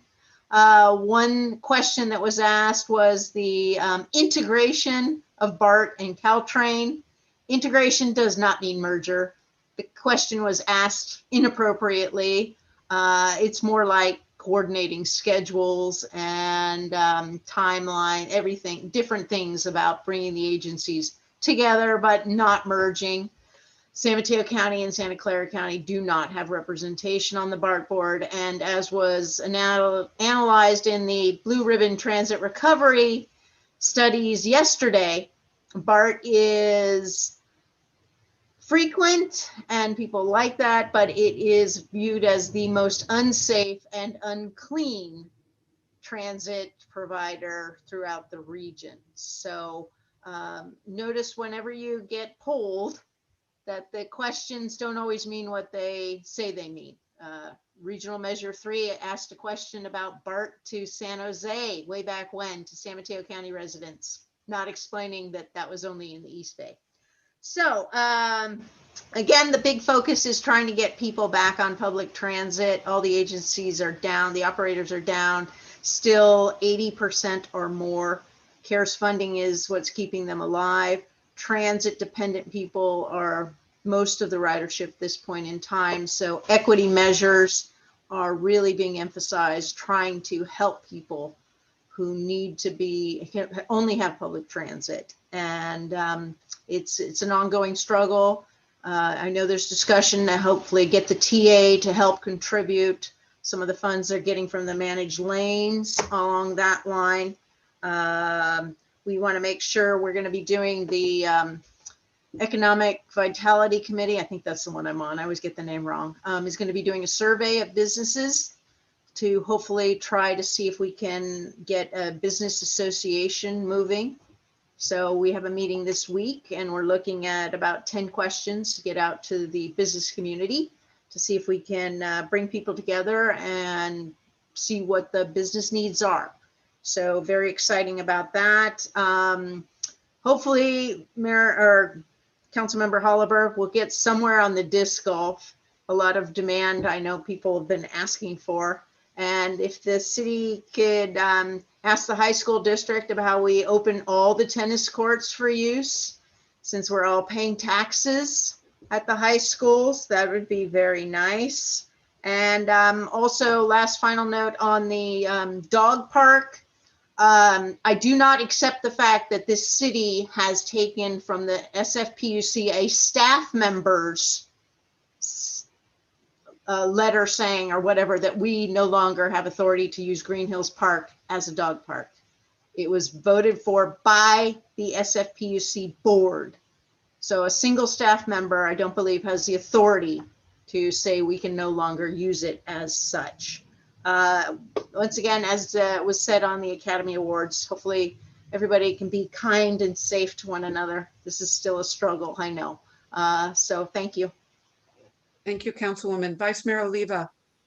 I'm going to make this short and sweet, not because I want to, but because I have 1% left on my battery that started at 100%. So I just want to thank you very much, Councilmember Anders Fung, for your update and your council comment. I was very honored to participate. I think we're losing you, Council City in Millbrae for everything that went on last Saturday. Thank you very much. I participated with heart, and I've been in. She wasn't kidding. I think her battery died.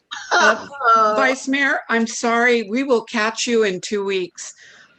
Really quickly then, Peninsula Clean Energy had the shortest board meeting under an hour, and former Millbrae Mayor Mark Hirschman has been hired by PCE as their government liaison or government issues. So we've got another Millbrae person up there.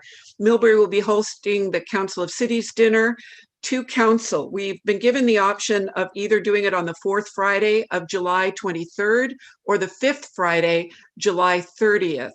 We have a council meeting on the 27th. We're still working on putting the pieces together, but it'll be one of those 2 Fridays. I know we go on break in August, but if anybody's planning a vacation, please let Elaine know so that we can try to pick a date where you can all be there. The event we are trying to host at the city's parking lot next to the BART station. It'll include a tour and hopefully a barbecue, and I can't go into more details, but we're working on that. CCAG BPAC has a special meeting Thursday night to go over the criteria for the next grant cycle. And for the first time, they're going to be looking at the historical funding, which cities have gotten funding and how much over the course of the last decade or two. So maybe there'll be a little more equity distribution, or there'll be some points given for equity distribution around the county. At the CCAG retreat, and I know that Councilwoman Pappen was also there, it was really an open house, I think they called it. They talked about 3 areas. One was on first mile, last mile transportation, which may end up going to you, Councilman Holliber, at commute.org, and tying in with the fact that PCE has some grant funding, I think, for electric bicycles for low-income people to be able to do that last couple of miles. The other big topic is green infrastructure, with just how much it's going to cost for every city to do the work they have to do to prevent flooding and property damage and potentially loss of life, which led to the discussion of Prop 218 and whether cities like San Bruno is currently looking at going to vote for increasing the stormwater fee. The stormwater fee was set with no cost of living increase. So it's still based on 20 or 30-year-old costs. So clearly it's not enough money to do what we need to do. But with both your hats, Councilman Holliber, I think that might be coming back to you. San Mateo County Emergency Services, they are moving the organization from the sheriff's office over to the county manager's office. This is going to save the entire contract a little bit of money, but it will require a new JPA. So coming up at a future council agenda, we'll be voting on the new JPA. It's going to be a much simplified document if anybody remembers the old one, but that'll be coming to us shortly. And that is what I have. If we haven't had Vice Mayor Oliva join us, I'd like to close tonight's council meeting. We've lost 2 staff members.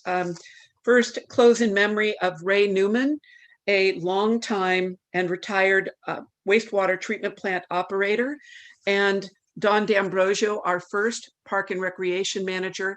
It was mentioned at last council meeting. He was our first and very active member of the community, both as our employee, as a member of the senior commission, and our hearts go out to Val and his children, and closing in memory of lost employees. Thank you very much. Be safe out there. While we're getting vaccinated, please remember to wear your masks. I know the governor might be coming up, or the county CDC might be coming up with some new guidelines on mask wearing. Look for information from the county on that. Thank you very much. Have a good night. Good night.